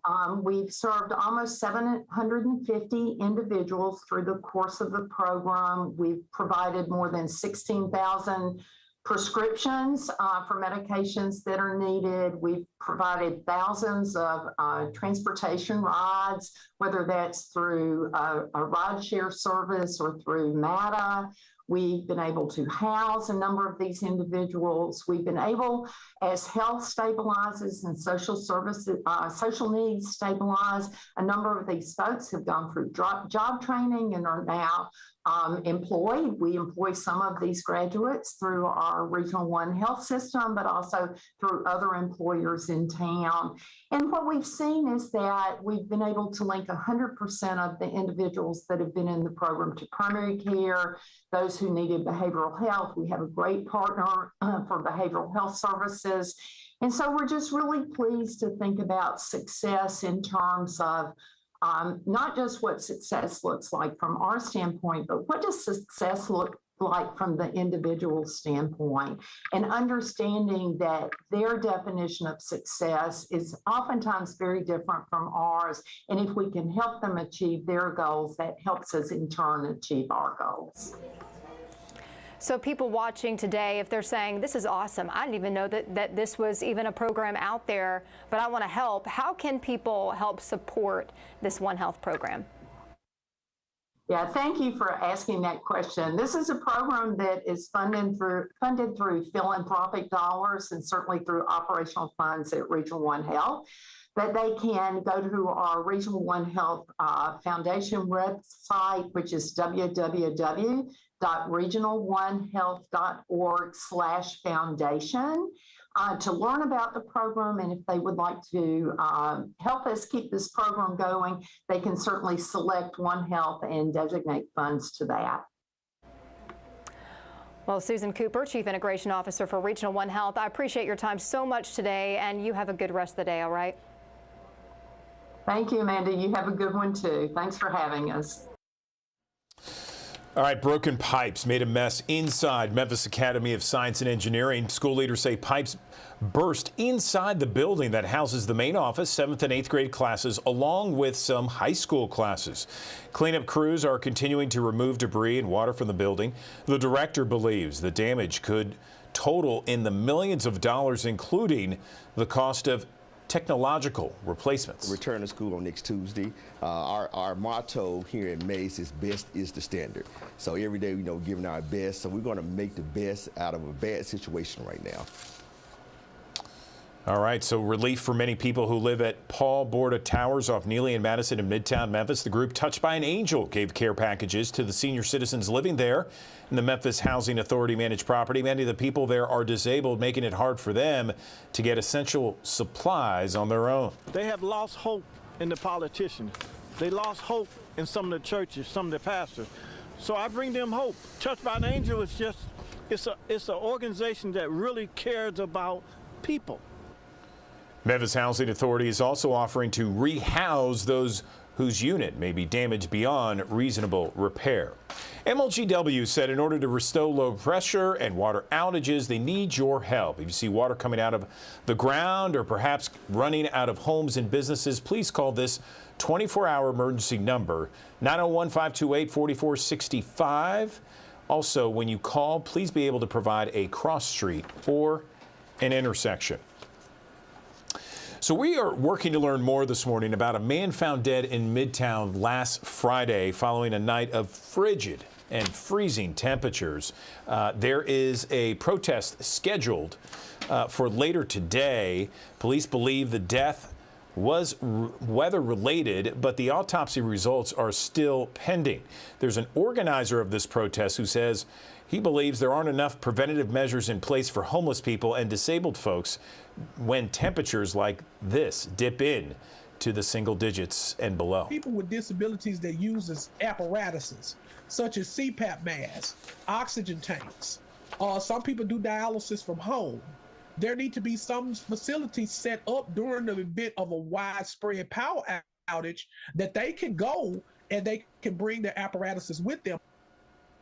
The man who has yet to be identified was found on Union Avenue near Cleveland Street last Friday at 8 o'clock. The death came after a night of temperatures in the single digits, wind chills below zero. The organizer of the protest says the 2 warming centers that were open this weekend simply weren't enough. All right, if you flew over the weekend or perhaps during this holiday season, and if you did not have to deal with any delays or cancellations, consider yourself lucky. There are tens of thousands of people all across the country that had to deal with cancellations. In fact, Southwest Airlines, one of the biggest contributors to that, they still are canceling flights today. And Memphis International Airport, there are several flights canceled, all of them Southwest Airlines. Our Washington Bureau reporter Brendan Cullerton reports on what happened. As cancellations continue to pile up here at Southwest, so is customer luggage here at Reagan International Airport. Secretary Buttigieg says if your flight was canceled by Southwest, you are entitled to compensation, and he's encouraging everyone to let DOT know about issues you've had. For children's safety. Thousands of travelers found themselves stranded due to canceled flights over the holidays, but the Department of Transportation says Southwest was the biggest culprit. And we've gotten to a situation where you can't just blame the weather for this, because the other airlines have moved in the right direction. Some of them are effectively back to normal. Southwest Airlines was responsible for more than 80% of U.S. flight cancellations both Tuesday and Wednesday, according to the flight tracking website FlightAware.com. The Southwest Airlines Pilots Association says the issues are caused by what they refer to as outdated IT systems, which leaves the company prone to meltdowns when major weather events strike. We have crews out of position. The software doesn't know where pilots are and flight attendants are and airplanes are. Southwest sent a statement Tuesday night stating, in part, we've made the decision to continue operating a reduced schedule by flying roughly 1/3 of our schedule for the next several days. Buttigieg says not only are those impacted entitled to a refund, but he expects Southwest to offer compensation for hotels, ground transportation, and food to stranded customers. One of the things I push the airline to do is not to wait for somebody to have to request it, but to proactively offer that kind of compensation. They pledged to me that they're going to do that. Other airlines have capped rates following the mass cancellations. The DOT's investigation is expected to continue for several days. In Washington, I'm Brendan Cullerton. Okay, so we've had to deal with all kinds of changes throughout the Memphis weather that we've been dealing with. Let's bring in an expert to really kind of bring us through what we've seen and where we are going, because there's a lot there. And I'm bringing in my favorite expert, meteorologist Brittany Bryant, on the digital desk once again. Brittany, wow. So we had all these cold temperatures, all these pipes burst throughout the area. Now we're dealing with warm temperatures, great. But now we have rain in the forecast. Nothing severe, right? Nothing severe with this, thankfully. We're just seeing some good old rain that will be moving through here over the next few days. So you actually get several days of rain in the forecast. We're already seeing a few showers. This morning we had some. We dried out for a little bit in Memphis, but our next round of rain is already on the way here. So we'll just get these rounds of rain for the first half of the day. Zooming out to the big picture, there's this weather system that's moving out of the Houston, Texas area, and that's what's pushing all that rain into our area. So timing today with this, at noon, we'll start to get more rain moving through spots like Wynn, Forest City, Memphis, and the Northwest Mississippi. Rain is pretty much on and off all afternoon. I'd say by 6 o'clock, though, you get a pretty good line of rain here that sets up. And again, this is not severe. You will have 30-mile-per-hour wind gusts today, so you may still be hearing those winds howling. Could have a rumble of thunder, but overall, this doesn't look like anything more than rain for most of us. But it rains all night, 10 o'clock tonight. Still coming down in West Tennessee, North Mississippi, and even some portions of eastern Arkansas, like near Helena. And you get this rain all evening. This is tomorrow morning at 9:30 in the morning. Notice it's still pouring even when you wake up tomorrow morning. And this rain will probably stick around as we get to the afternoon. It will be much lighter on Friday, but then more rain moves in overnight Friday into early Saturday. So rainfall totals going from Thursday all the way through Saturday will be around 1 to 2 inches of rain with this system for most of us along and west of the river, and about a ½ inch to an inch for the rest of West Tennessee and North Mississippi. So, Andrew, this is going to be a pretty good soaker for us here for the next few days. We'll just keep the rain jacket and the rain boots out at least through Saturday morning. What I like about your forecast, Brittany, is as we look at this triple box, is the fact that we are dealing with warm temperatures, don't have anything super cold. I mean, last week, gosh, I mean, wind chills, you were saying it, you know, is way below zero. Nobody likes that. We had all those pipe problems. The water problems are still a mess for thousands of people.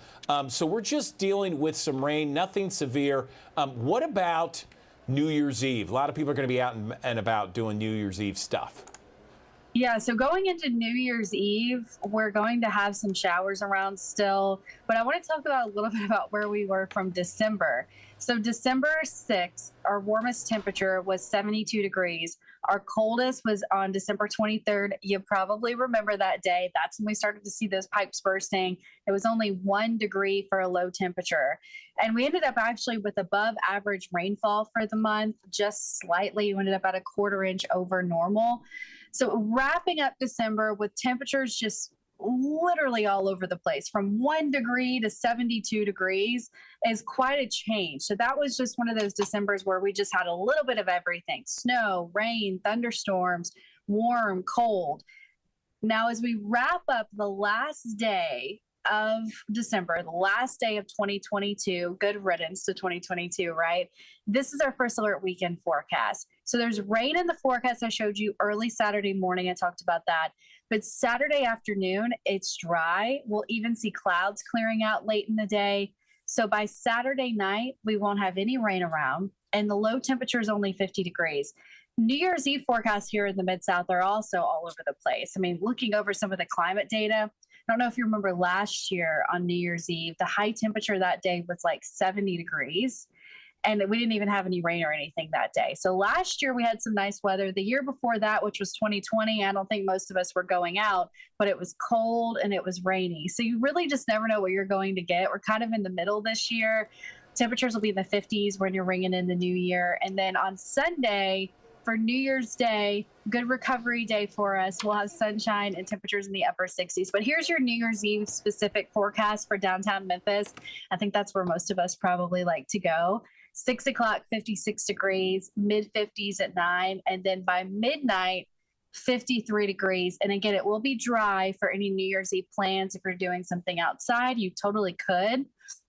The temperature is definitely on the milder side. Usually overnight low temperatures for the last day of December are in the 30s. I'd say 50 is really not too bad. And Andrew, do you have any plans for New Year's Eve? I'm going to the Grizzlies game Saturday night, which should be a lot of fun. That's fun, you know, downtown. But after that, then going to a friend's house. You know, that's always my favorite kind of New Year's Eve is if you're going to a friend's house. It avoids all the, you know, the bars and the cover charges and that sort of thing. Yes. Tell me, what about yourselves? I know that you have the little ones at home. You're staying close to home, I would assume. Yeah. My goal is to maybe make it up to midnight every year. I'd rather get some sleep. That's my New Year's Eve gift. And then hopefully wake up the next day. It'll be a beautiful day on Sunday to where we can spend some time outside with temperatures in the 60s again, as I mentioned on Sunday. So that New Year's Day forecast looks great if you want to do anything. As I mentioned, New Year's Eve looks fantastic, but it should be a nice weekend to hopefully, you know, spend time with friends and family. We haven't had, I think, that opportunity in a few years for a lot of us to do something on New Year's Eve. So even though I'm going to be sleeping, I'm glad, Andrew, that you're at least taking advantage. So one more question before we go, Brittany. You know, I'm showing a shot here of downtown, the bridge there. It's looking pretty cloudy, pretty gloomy. The timing of the rain, that is later this afternoon, you mentioned, and it's going to be a soaker, right? We're just going to get a ton. Yeah, we are expecting quite a bit of rain. So I'll go through this timing real quick for you just in case you missed it. We'll have rain moving through as we go through the afternoon. So you'll just see that rain moving in from the west. So I'd say by 5 or 6 o'clock will be pouring in Memphis. And then that rain is just on and off as we go through the evening. You may get a little lull in the rain around 1 or 2 a.m. in Memphis, but then look at that next batch rolling through by tomorrow morning. And rain looks like it's pretty much going to be on and off for most of the afternoon. Might see a few spotty showers, but then I am expecting more heavy rain to develop overnight Friday into early Saturday. So as far as amounts of rain go, 1 to 2 inches will be the norm. Some spots may end up getting some downpours though, where you end up with more rain than what you're seeing on the totals map here. But the estimation for rainfall, anywhere between 1/2 inch to 2 inches of rain. But you know, our soil here in the Mid-South can handle 1 to 2 inches. And this is also, you got to keep in mind for Thursday, Friday, and Saturday morning. So this is over several days' time. So I'm not concerned with any flash flooding or anything. And then also no severe weather with this one either. But winds are going to be like 30 miles per hour today. And tomorrow winds die down, but if you got a thunderstorm, especially in the morning, you may see some 20, 30 mile per hour gusts in the morning tomorrow too, but won't be severe. All right, and if people want to see more of Brittany Bryan and the in-depth forecast, you can watch later this morning on Action News 5, our midday. People will be tuning in. You'll be able to see both of us there on Action News 5 at midday. Brittany, thank you so much. We appreciate your insight as always. See you in a bit. Yeah, thank you. You got it. You got it. All right. We've been talking a lot about how Americans feel about their financial security. You know, we got sky high inflation. We got the holiday season. People trying to name and get every gift on their list this time of year. Stress is out of control. People look at social media. They want to try and compete with everybody's happy moments on social media. It drives people nuts. I'm not talking about myself. Okay. Just kidding. But anyway, what we're trying to do now is trying to figure out how Americans feel about their financial security and ways to make sure there is that security moving forward. That's why we have Chelsea Moore, Director of Wealth Management Solutions at Country Financial, joining us on the digital desk. Chelsea, let's talk about the financial security and managing financial goals during the holiday season. Good morning. Good morning. Thanks for having me. So let's talk about some of those goals, the financial goals on their own. How can people manage that? Well, Americans have said that they're comfortable managing those more tangible short-term goals like a budget. Where they're seeking help is they want help on those longer-term or complicated goals, things like retirement planning, help with their investments, navigating this complex economic situation that we're in today. What's your advice for prioritizing financial goals and knowing which ones to consider in 2023? The first step in prioritizing the goals is making sure that you're writing them down. You're talking to your household, whether that's a spouse or your children, about what those goals are and making sure you've got alignment within your household on where you are going. From there, we suggest taking those goals and breaking them down into smaller, more manageable micro goals, and then beginning to prioritize. Some of the more foundational goals we suggest that you consider having is an emergency fund, proper insurance protection for your assets, a debt repayment plan, and utilizing a financial advisor for trusted guidance. What do you see are the biggest mistakes people make with money? Now in the holiday season, one mistake that we often see is what we call the mindless spending trap. Like you had mentioned, falling victim to the social media pressures or even all of those ads that we may see on social media that seem to know, everything that we want and desire, or even just picking up a few extra things at the checkout lane, $1 here, $5 there, $8 there really adds up over time if you haven't budgeted for it. The other common mistake that we see is just general not feeling comfortable talking to your family about money. Now, we certainly don't mean you need to go and tell everybody how much is in your checking account. What we're talking about is, do you have a will?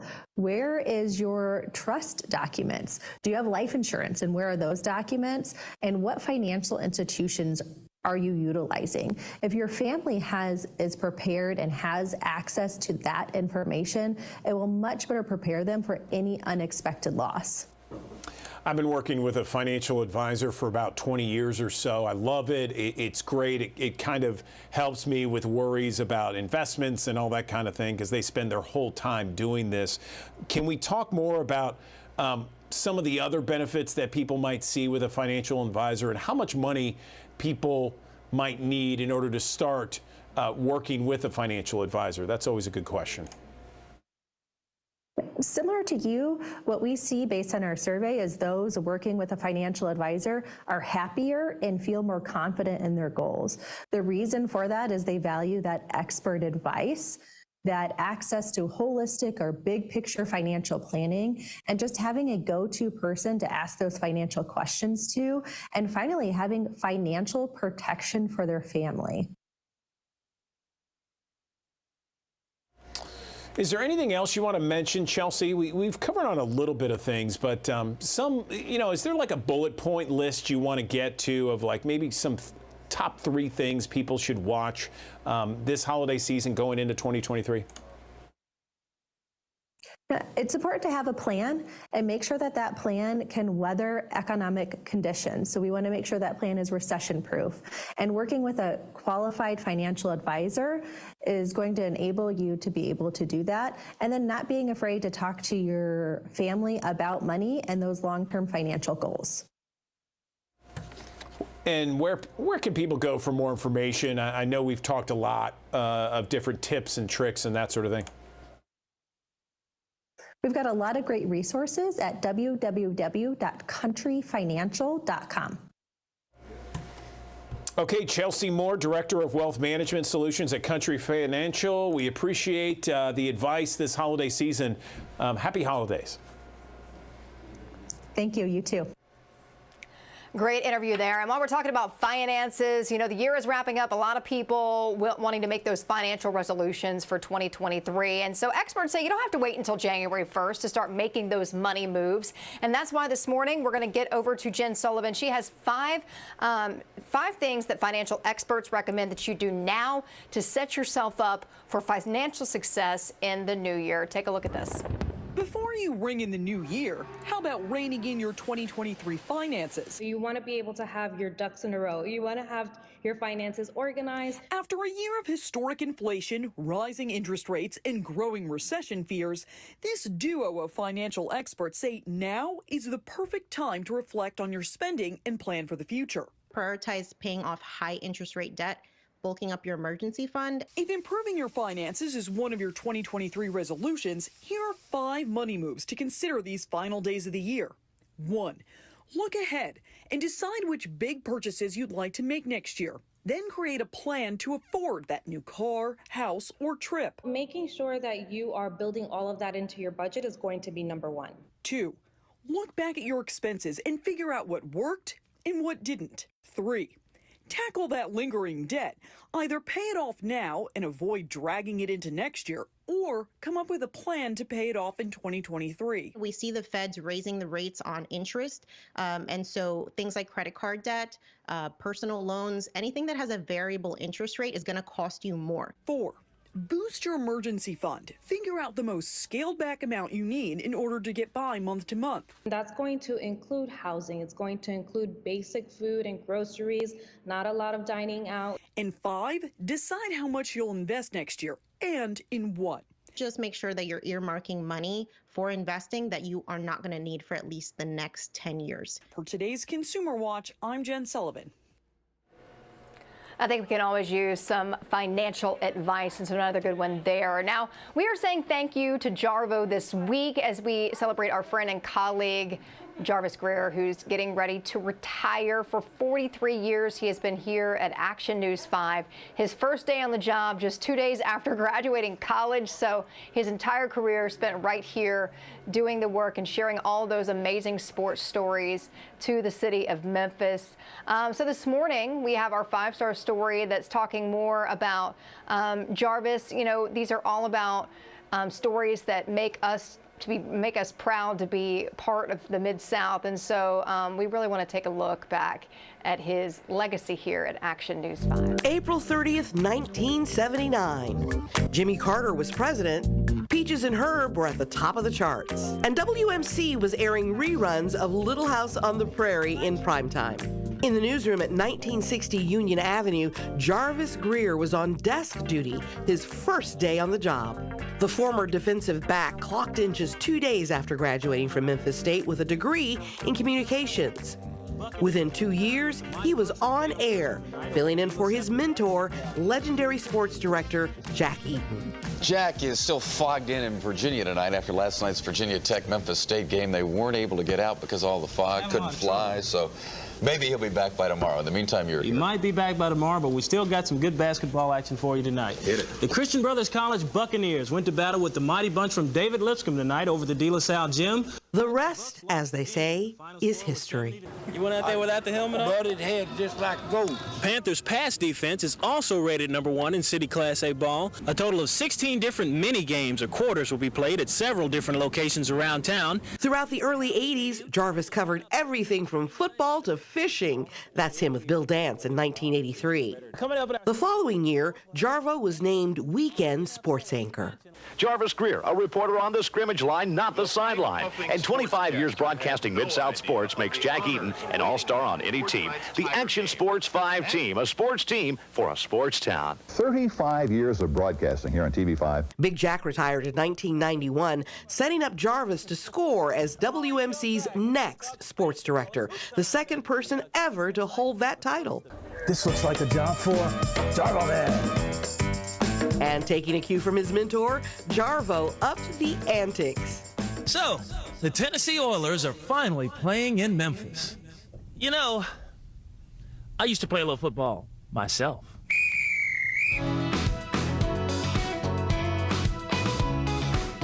One of my favorite Jarvis moments is from 2000 at the opening of AutoZone Park. Let's do something I've always wanted to do. Go for it, buddy.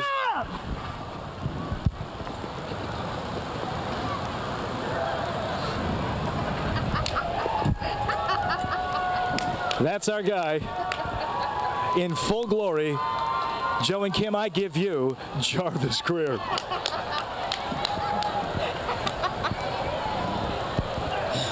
We don't know about his mental status, but we know he is safe. The new millennium kicked off with a Super Bowl appearance from the Tennessee Titans, with Jarvo representing the 901 in the ATL. It is the Super Bowl. You'll find everything here. It's Super Bowl, baby. Let's get our seats, huh? We're going to go get our seats. That's Jarvis Greer. And that's Joe Burks. We'll check you out later. Remember 2002's Rumble on the River? Jarvis set up shop at the Pyramid. Now, knocking Tyson out will not be an easy task. Iron Mike has been training hard for this fight against Lewis. Here it is. Jarvis was also first to teach us the ABCs of the NBA, back when the Memphis Grizzlies were just a dream, and he's been courtside ever since. The Grizzlies, of course, have the #4 pick, and you have 2 picks in the second round. With a team that won 24 games last year, you say, oh, we need everything. But what exactly is it that you are looking for in this? I think they won 23, didn't they? 23 games. Okay. I tried to get help. We wish they'd won 24, but what the heck. Whether it's River Kings or Redbirds, Titans or Tigers, Jarvis has always been the biggest cheerleader, no matter where his favorite teams take him. Take a look around. As you can see, boy, this city is hopping. And there are so many fans down here wearing the blue and gray. And, of course, I got my special blue hair on. You can call me a blue hair now if you want. It is just fantastic to be down here in the Big Easy. Hi, I'm Jarvis Greer in Atlanta at Phillips Arena for the NBA 2003 Rookie Challenge game. It's absolutely beautiful here in Hawaii. Today is the last big practice for the Memphis Tigers. Hey, the sun's shining brightly here in New York City, covering the Tigers in the Miami Beach Bowl. Oh, that's it for sports. For more than 4 decades now, Jarvis has ended his nightly reports with signature moves. We'll be right back. We'll be right back. We'll be right back. We'll be right back. We'll be back with a little bit more Dave Brown, and I'm gonna have some cake. I'll see you in just a minute. Yeah. So when cancer sidelined him early last year, viewers took notice. Now, when he returned after surgery, Jarvo once again proved his MVP status. I want to thank all the people out there for thinking about me. I'm one of the peeps, and my peeps in Memphis came through for me. I appreciate that. My wife stood by me the whole time, and you know, we're still kind of going through it, but it's all good. Jarvis Greer makes us proud to call this place home, and for that, we simply say, thank you, Jarvo, for 43 years. We're your biggest fans. Yeah, this has been just an awesome experience. You know, 43 years. It'll be April 30 is my anniversary working here at 1960 Union, and now I'm gonna get choked up. Oh. I might die a little bit here. But I learned from my great mentor in the sky, Jack Eaton, and what I learned is be yourself, enjoy yourself. If it's worth doing, it's worth having fun. And I've had fun doing this, and I've hoped the people out there had fun watching. That's it for sports. We'll be right back. Boom, inside. I love that story, and I don't know about you, I love being able to see that old footage from way back when. I mean, him starting here at the station 2 days after graduating college. And so if you liked what you saw in that 5-star story, go check out the Action News 5 YouTube page. We're spending the week posting all kinds of video from the vault, including that fun slide you saw on the AutoZone tarp there. But yeah, come to the Action News 5 YouTube channel. You can scroll through, take a look at all of our great videos and other footage from the vault. But again, we have our own section that we have dedicated to Jarvis to celebrate his retirement. And of course, we're going to miss him here at Action News 5. Well, while the cost of a used car is finally starting to come down, I think a lot of us have been hoping for things to start to kind of cool off there. You can still cash in on your pre-owned vehicle as prices are well above what they were a year ago. So in this Watching Your Wallet report, consumer investigator Rachel DePompa is going to share what you should know if you're looking to sell sometime soon. The average price of a used vehicle has fallen for 4 straight months, according to automotive research firm Edmunds. But we're still far from having relatable prices. If you are looking to sell your vehicle, Cherry Dale, a financial coach with the Virginia Credit Union, says it's all about your goals. Number one, are you trying to sell it quickly, or are you trying to get the most amount of money out of your sale? You can do both, but it can be a tricky process. Dale says be realistic about your car's condition. We drive them a lot, and we may be used to how they look inside, but your vehicle's actual condition might mean it doesn't quite match that Blue Book suggested price. Dale says if you are trying to sell quickly, go in at a lower price. If you are not in a hurry, price it higher. And she says going to a dealer to sell has its advantages. You might not get the best price, but it's quick. They can help with the paperwork, and it's relatively an easy process. If you sell your vehicle privately, be safe and make sure you think about where you are meeting a person, or if you are inviting them to your house to see the vehicle. Have someone else with you. And if you're receiving a lot of money for your vehicle in that sale, have the buyer get a cashier's check from a financial institution or credit union just to make sure that check is legitimate. With this Watching Your Wallet, I'm Rachel DePompa.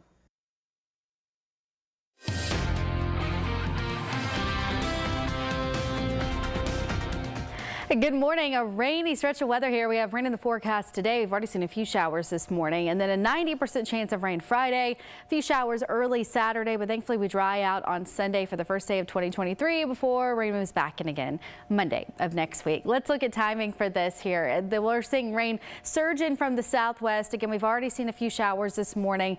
By noon today, we'll have light rain in Memphis and pockets of heavy rain in northwest Mississippi, but rain really starts kicking up here between 4 and 5 o'clock. Here's 4:30 on First Alert Futurecast. Some heavy rain where you see the oranges and the reds up towards Millington, Arlington, going into Collierville, into northwest Mississippi.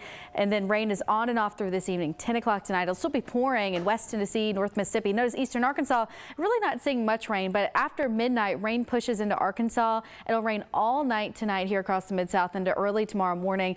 Through at least 11 o'clock noon tomorrow, we'll still have downpours across much of the Mid-South. It does look like as we get a little later in the day tomorrow, we'll only have a few light spotty showers, but then heavy rain expected overnight Friday and into early Saturday morning. So today through Saturday, 1 to 2 inches of rain possible for most areas along and west of the river. The rest of West Tennessee, North Mississippi will at least get half an inch, if not up to an inch. And if you got a downpour, you may end up with slightly higher totals than that. But we can definitely handle 1 to 2 inches of rain everywhere here in the Mid-South. So flooding shouldn't be a big problem. Also, no severe weather today or this weekend. Saturday morning, again, there's a chance for rain, but after that we dry out. Your high on Saturday is 65. Low temperature on Saturday night is 50 degrees. Not bad. And then the first day of 2023, Sunday, sunshine and a high of 68. So here's that New Year's Eve forecast if you have plans that night. At 6 o'clock, we're at 56 degrees, still in the mid 50s at 9. And then by midnight, right around 53, just a light northeast wind that day. This morning, we have temperatures in the upper 50s, and then we'll end up in the 60s again this afternoon, even with some clouds and rain. 61 at noon, 65 at 3 o'clock, and then hanging out in the lower 60s through this evening.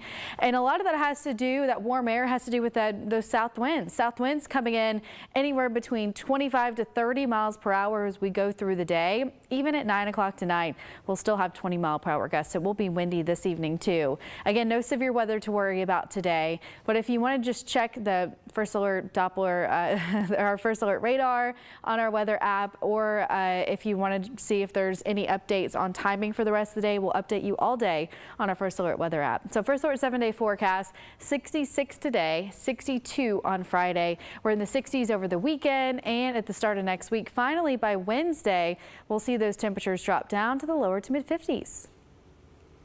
Good morning, Amanda Hansen back here at the Action News 5 digital desk. And I'm going to interview now with someone that I always love to talk to because she always has the pulse on the food scene here in the Bluff City. And that is our very own Jennifer Chandler, Commercial Appeal food reporter. Jennifer, good morning. How you doing? Good morning. Happy holidays. I know, right? I see your beautiful tree in the background. Is that a real tree? And do you see my sweater with my Santas? Yes, I'm all in the spirit already. I love it. Is that a real tree or a fake tree? It looks real. It is a real tree. We do the real tree every year. It's, you know, and everyone says the fake trees are so much more convenient and everything, but I can't give up tradition.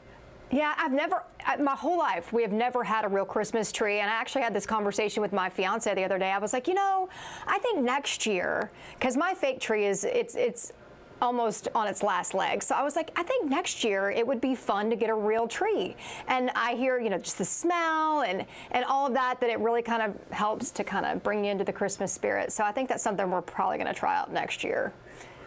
Yeah, try it, and then if not, then after Christmas next year, buy another fake tree when it's on sale. That's what you say. Get it on sale at Hobby Lobby, right? So Jennifer, I know that last time we talked to you, we talked about just some really cool Memphis holiday gift ideas for people that were maybe trying to find that special something for someone who's maybe hard to buy for. And I told you yesterday I took some of your advice, but I know this week you recently put together a column about some new places that people can look forward to heading into the new year. I'm super excited. Yeah, you can almost look at it as a Christmas present for what's coming in 2023.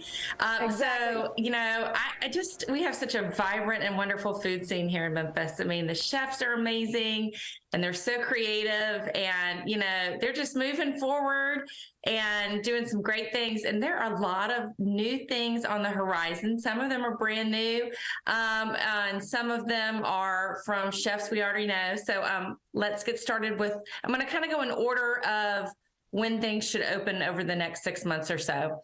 So the first thing on my list is the Lobbyist. And so anyone that remembers P.O. Press that was in Collierville, Chef Jimmy Gentry is the chef behind that. He also owns Paradox Catering.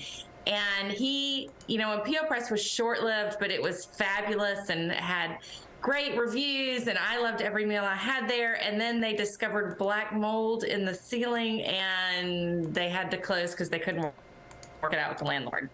And he's been looking for a new space. That was probably like in 2019, into 2019. So he's been looking for a new space since then, and he has finally found one. He's going to be in the Chiska building. He's going to be taking over the space that was most recently Swanky's Taco Shop. And it was the original lobby for the Chiska Hotel, so that's why it's called the Lobbyist. And Jimmy said some of the dishes will be familiar from P.O. Press, but he's also doing some new things. He's totally remodeled the space. He is hoping to open in the beginning of January, so he should be coming the first week or two. So get excited about that. And one of the things that's really cool about when he, in the springtime, they have a fabulous patio area. And in the spring, that is going to open up as well, kind of extending his restaurant. So I'm very, very excited about that one.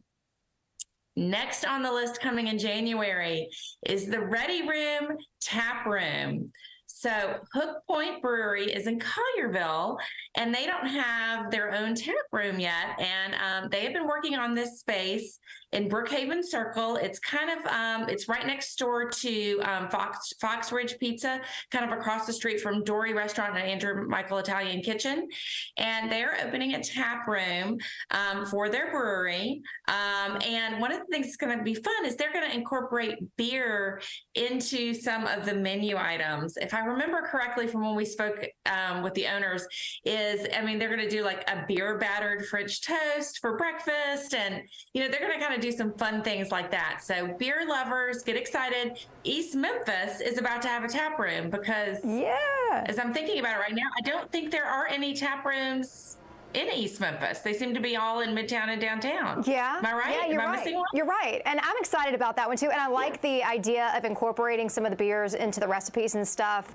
What is the one that opened up at the Memphis airport that did kind of the same thing at the airport? Oh, Memphis Made. Memphis Made. I was trying to remember off the top of my head, but I know they did some of that too with some of their dishes, and it was awesome. So I'm looking forward to this one, and that's pretty close. I live in Bartlett, so that'll be closer for me to go check out. So I'm excited about that one. Well, here, my next restaurant is also going to be is also in East Memphis. So it'll be even closer to you. Bog and Barley is the latest restaurant by DJ Naylor, who owns Celtic Crossing. And he has teamed up with Chef Rennie Alfonso.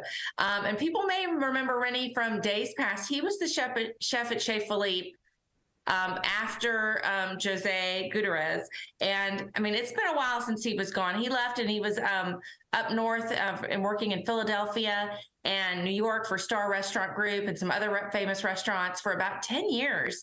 And he had moved back to Memphis this year, and the two are going to open an upscale Irish restaurant, and it's going to be in Regalia Center. If you remember where Great Wine and Spirits was, they've taken over that space. So it's kind of nestled in between Paradise Cafe and Ronnie Grisani's, and then there's the Mexican restaurant on the other side. It's kind of nestled in back there. And one of the things that they're doing that's very cool is DJ and his wife have gone to Ireland, and they have hired somebody who's created all the millwork, like the bar and different things without the restaurant. It's all being made in Ireland and shipped over. So it is going to be a very authentic, unique space. And he says he will be open before St. Patrick's Day. That is his goal. Yes. They've had some snafus, but he said he will be open before St. Patrick's Day. That's their biggest day of the year. Oh, yeah. It just makes sense to do that. And I remember you talking about this place before, and I was excited about it then. So now to know that we're getting closer and closer to that coming to fruition, I'm excited. I know. I feel like some of these restaurants on my list we've talked about before, but construction delays have just pushed people back and back and back. So it's looking like all of these are really going to happen in this time frame this spring. So 2023 is the year. 2023 is the year. 2023 is going to be a better year for construction. Fingers crossed. So Felicia Suzanne's is it's under construction. It's coming back around. She is moving on over to South Main. And so she's going to have Felicia Suzanne. She has actually two things she's doing together, Felicia Suzanne and Flo's. And so Felicia Suzanne's is going to be a new modern version of her restaurant. It's where Spendini used to be on South Main, if you remember where that restaurant was.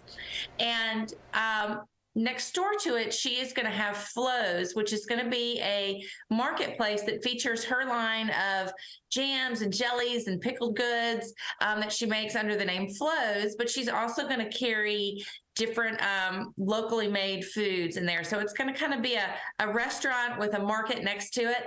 I think it's going to be really great. Felicia is so creative and also so passionate about local things. So I'm excited to see what she puts in flows. But she said she should open in probably late spring if all goes as planned. So they're well underway there. So that should be cool. I feel like that we've been waiting a year because she closed about this time last year. Mm-hmm. Yeah. I'm still looking forward to going to check it out. I've never been there. I've never been to Felicia Suzanne. So oh, really? And I've heard you talk about the fried chicken there, and that she is just so friendly with all the guests that come through. She used to give big hugs. I believe you said that she's so you're thinking of Alcinia's. That's what I'm thinking of. Okay. Well, just kidding. But Alcinia's is now officially open and great and wonderful too. And you will get a hug when you go in there to eat, as well as having your fried chicken. But when you go to Felicia Suzanne's, and I did ask her this, and people who've eaten there before, she has one of my favorite appetizers I've ever had, not just in Memphis, but anywhere. It is a fried, she calls them the barbecue oysters over grits. And they're these like perfectly fried oysters. I don't know how she does them. They're like crispy yet tender, and they melt in your mouth, and they're in this, when you say it's a barbecue sauce, it's more of a New Orleans style of barbecue sauce, which is more heavy on the Worcestershire.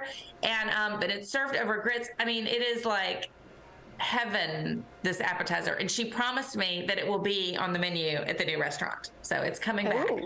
So get excited. That's the first thing you'll have to try when you get. Exactly. Yeah. So definitely, for sure. So next on my list is Anima Coffee Bar and Coffee and Amara Bar. And so this is from Tim and Terry Perkins that own Vice and Virtue Coffee. I love what they did when they opened their coffee shop in Arrive Memphis Hotel.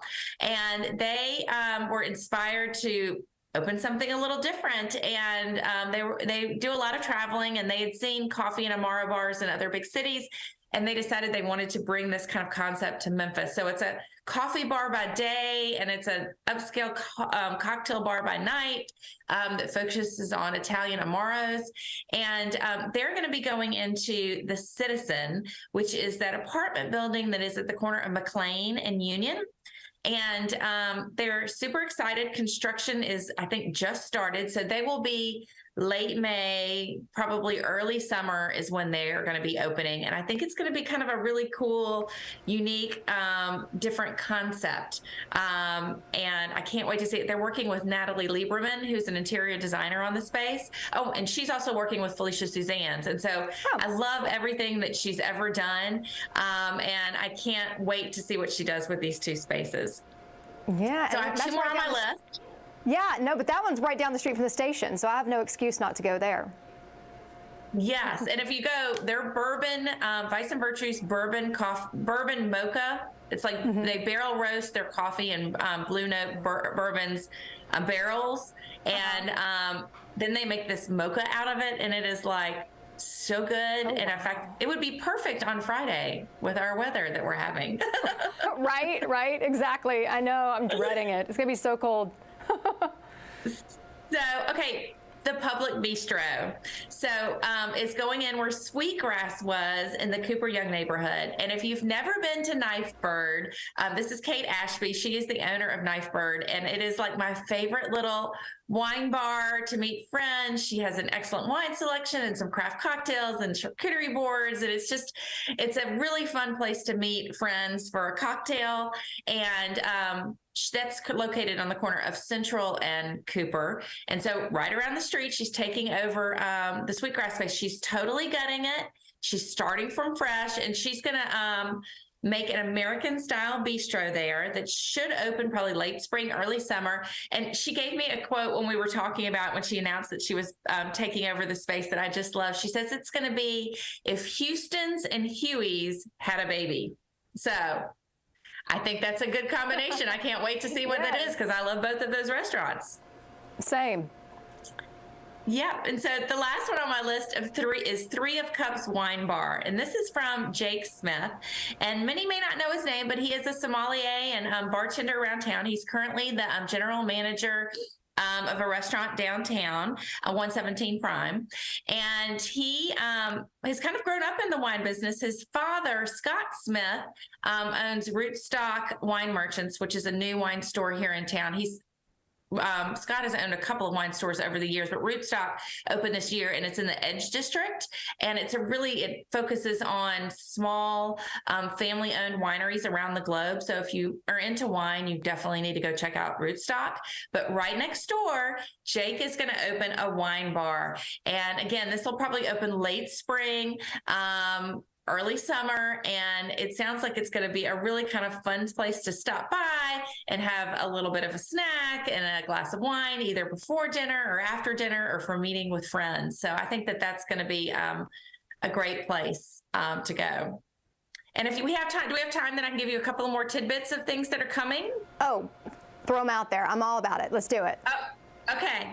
Number one is I announced today in the paper, it's very exciting. Ciao Bella is reopening in its new space on Thursday this week. Oh. So that's very exciting.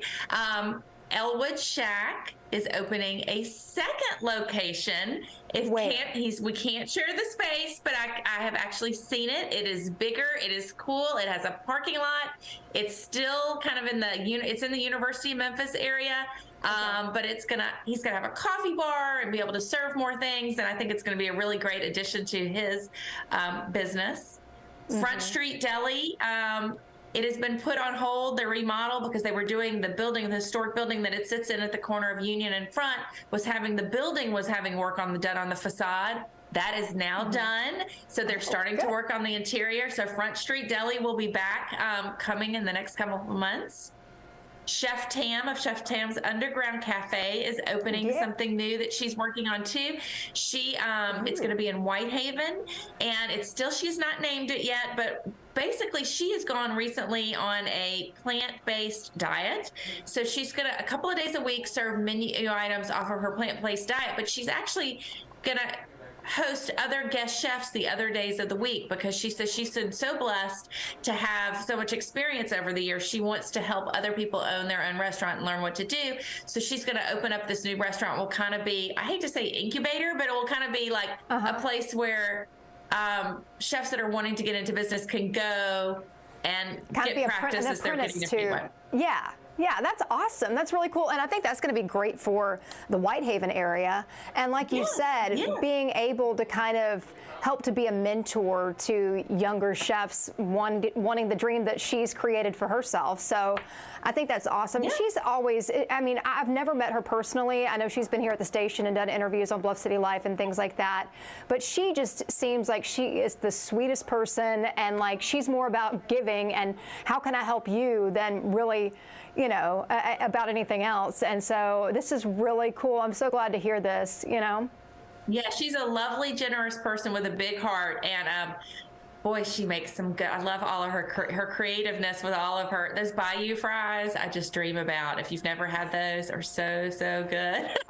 We have not been to the actual restaurant, but she has catered here at the station. So I've been able to enjoy everything that she does, I think, is delicious. Like, I haven't had anything bad. So, and I got one more. Blue Honey Bistro is closing at the end of this year temporarily to remodel and take over the space next door. So that's in Germantown. And so it will be opening, they're hoping a few months is what they said on their social media, but they are basically expanding their restaurant because they have a lovely little restaurant if you have not been there, but it is, when I say little, it is tiny. I don't even know how many tables it is, but it is not many. And so, but they have amazing food, and I'm excited that they're going to be expanding their business. Yeah, so much exciting stuff. I love it. It's a lot to look forward to. Yeah, as we start to close out this year, move on into 2023. And Jennifer, I know that you have a busy holiday. Are you ready for it? Yep. I'm getting there. All my family arrived last night, so we have, as I told you yesterday, I'm feeding 8 or 9 for the next 5 days every night. So wish me luck. Yeah, bless you. No, but it'll be a good time, I'm sure, to spend with family and things like that. Yes. So Well, happy holidays, Jennifer, and we love having you on here. And you have a very Merry Christmas, and we'll see you after the New Year. Yep. Merry Christmas.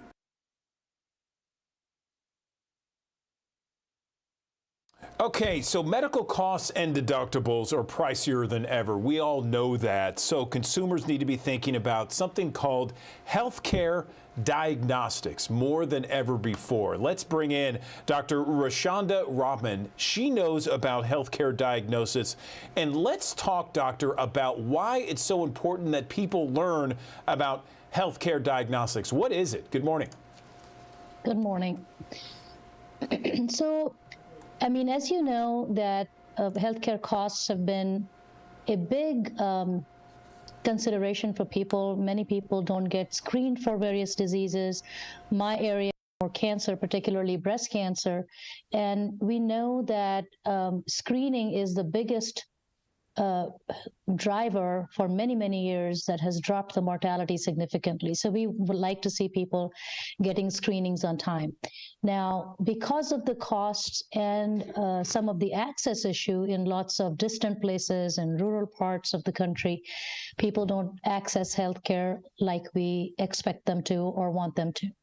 So it's important for people to understand that sometimes delaying some of the decisions are actually costlier in the long run because the treatment options are fewer as we delay those screenings. And we saw a big impact of that, especially during COVID, where lots of lockdowns actually made that situation, which was already not very good, much worse.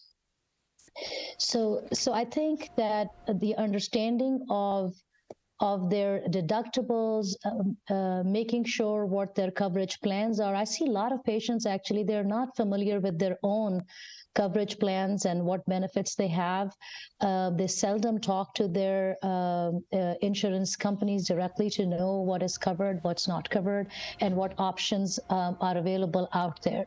So I think it will behoove people to educate themselves on what their insurance looks like, what other options in their communities are available, and what access issues can be addressed in local communities as well. Okay, so doctor, let's back up a second and talk about exactly what healthcare diagnostics are, because I think people want to look into 2023, what they should be asking their provider, their insurance person, their doctor. What should they be asking? Let's first describe what healthcare diagnostics is. So basically, the thing is that all of us, as we age, we are at risk of certain diseases. So not everybody needs all kinds of diagnostics. So when we talk about healthcare diagnostics, what we're saying is that care according to need. So people's awareness about what their risk is, meaning what is more prevalent, like for women older than 40, breast cancer is important. Women from 21 to about 60, pap smears are very important. So basic guidelines, they're aware. Then within those areas, if they have strong family histories of certain diseases, then those are the topics they need to be talking to their physicians about. Once you decide that what disease conditions is putting you at higher risk, then the second layer is diagnostics, is what options are available for that risk. I always tell even our junior colleagues, as I train them during their career counseling things, as well as the patients, is that technology is a good servant, it's a bad master. So there are lots of tests out there, lots of very pricey tests out there, but not every test is equally good or beneficial for a particular patient. So that's where the patients need to ask the right questions from their physicians to see what is the best bang for their buck, if you will. So, for example, there was a trend at one time about breast MRIs. MRI is very valuable in breast cancer, but not every woman needs breast MRI for screening. Even after diagnosis of breast cancer, not every woman needs breast MRI. Those type of things are very important to understand. Okay, and so some of these trends and some of these new technologies that you've been mentioning, how is it shaping the future of healthcare? So that's where the lots of good news is coming from. As we screen and find diseases early, again, I will use example of breast cancer because that's my area of expertise. As we find very small and tiny cancers, then the question is that we can do a lot better treatment in terms of, first of all, cure rate. Secondly, preserving cosmetic outcome and quality of life, because breast is a very important part of womanhood for people. So we don't need to perform very big surgeries. Now, the technology piece on that is if the tumor is very tiny, and first decision I have to make is, do I even need to remove it? There are some newer technologies where you can ablate and kill the tumor cells within the breast without ever performing surgery. Not all patients qualify for it. That's where you need to seek expert advice. So that's one area. There's cryoablation, radiofrequency ablation, lots of ablative techniques so you don't have scars on your breast. That's one area. The other important thing is that when the cancer is very tiny and we decide that we have to remove it, then the surgeon should be able to find the very tiny cancer. When we had big masses, you could feel and you knew where the cancer was. And that's where technology has helped. There are lots of devices that can be placed in the breast under imaging, which help the surgeon to find the very tiny tumor. There are lots of competing devices. Personally, I've liked MOLLI, which is a magnetic ocular lesion localization device, which is very helpful because, first of all, it's very, very tiny in size. It's most cost effective amongst what I have tried, the things that are out in the market. And what I did not realize when I started using is that it made the surgical time very short.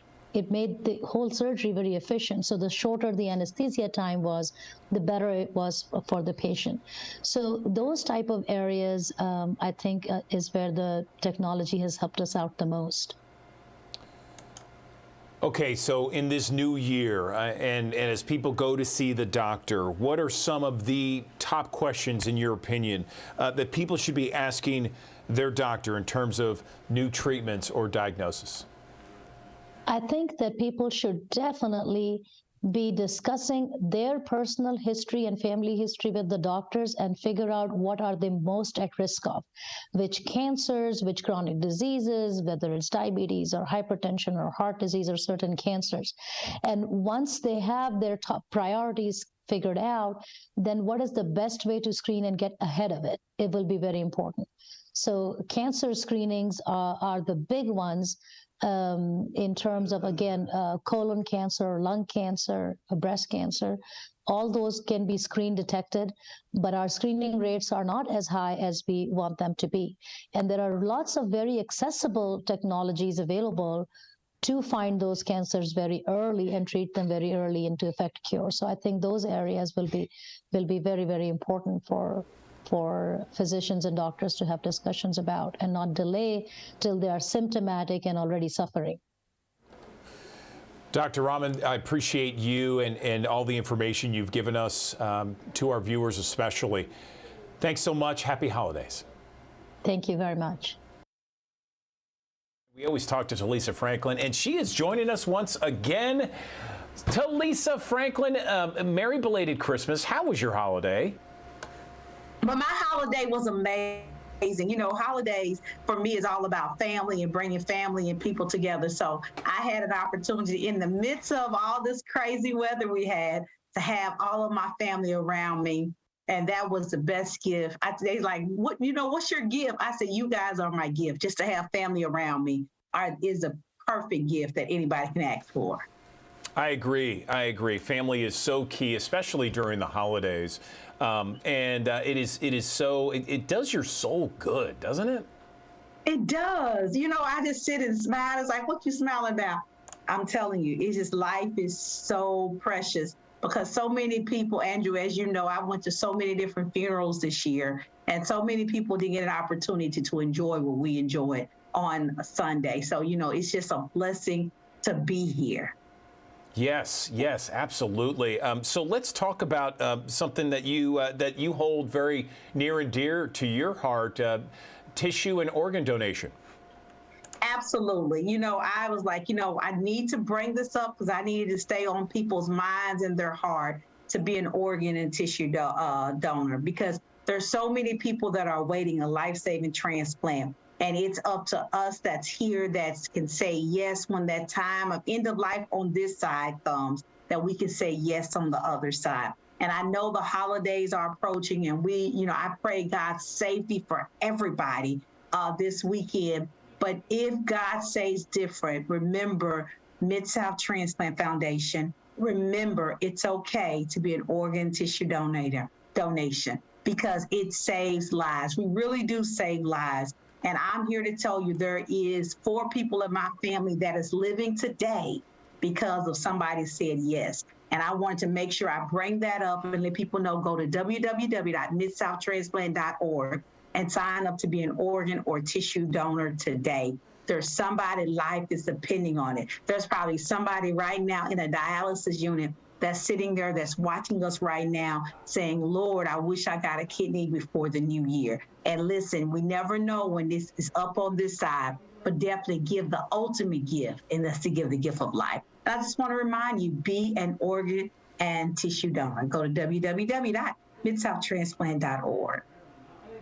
It's such an important thing to remind people about. You know, it's something easy that you could do on your driver's license, and it does wonders for so many families out there.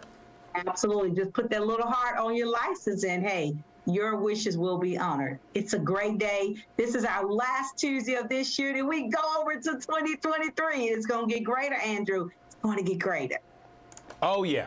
Oh, yeah. 2023 is going to be bigger and brighter and certainly better. And it's going to be certainly brighter with you in it, Talisa. Happy New Year. Have a great New Year celebration, and we'll look for you in 2023. Yeah. Same here. Love you guys. Bye-bye.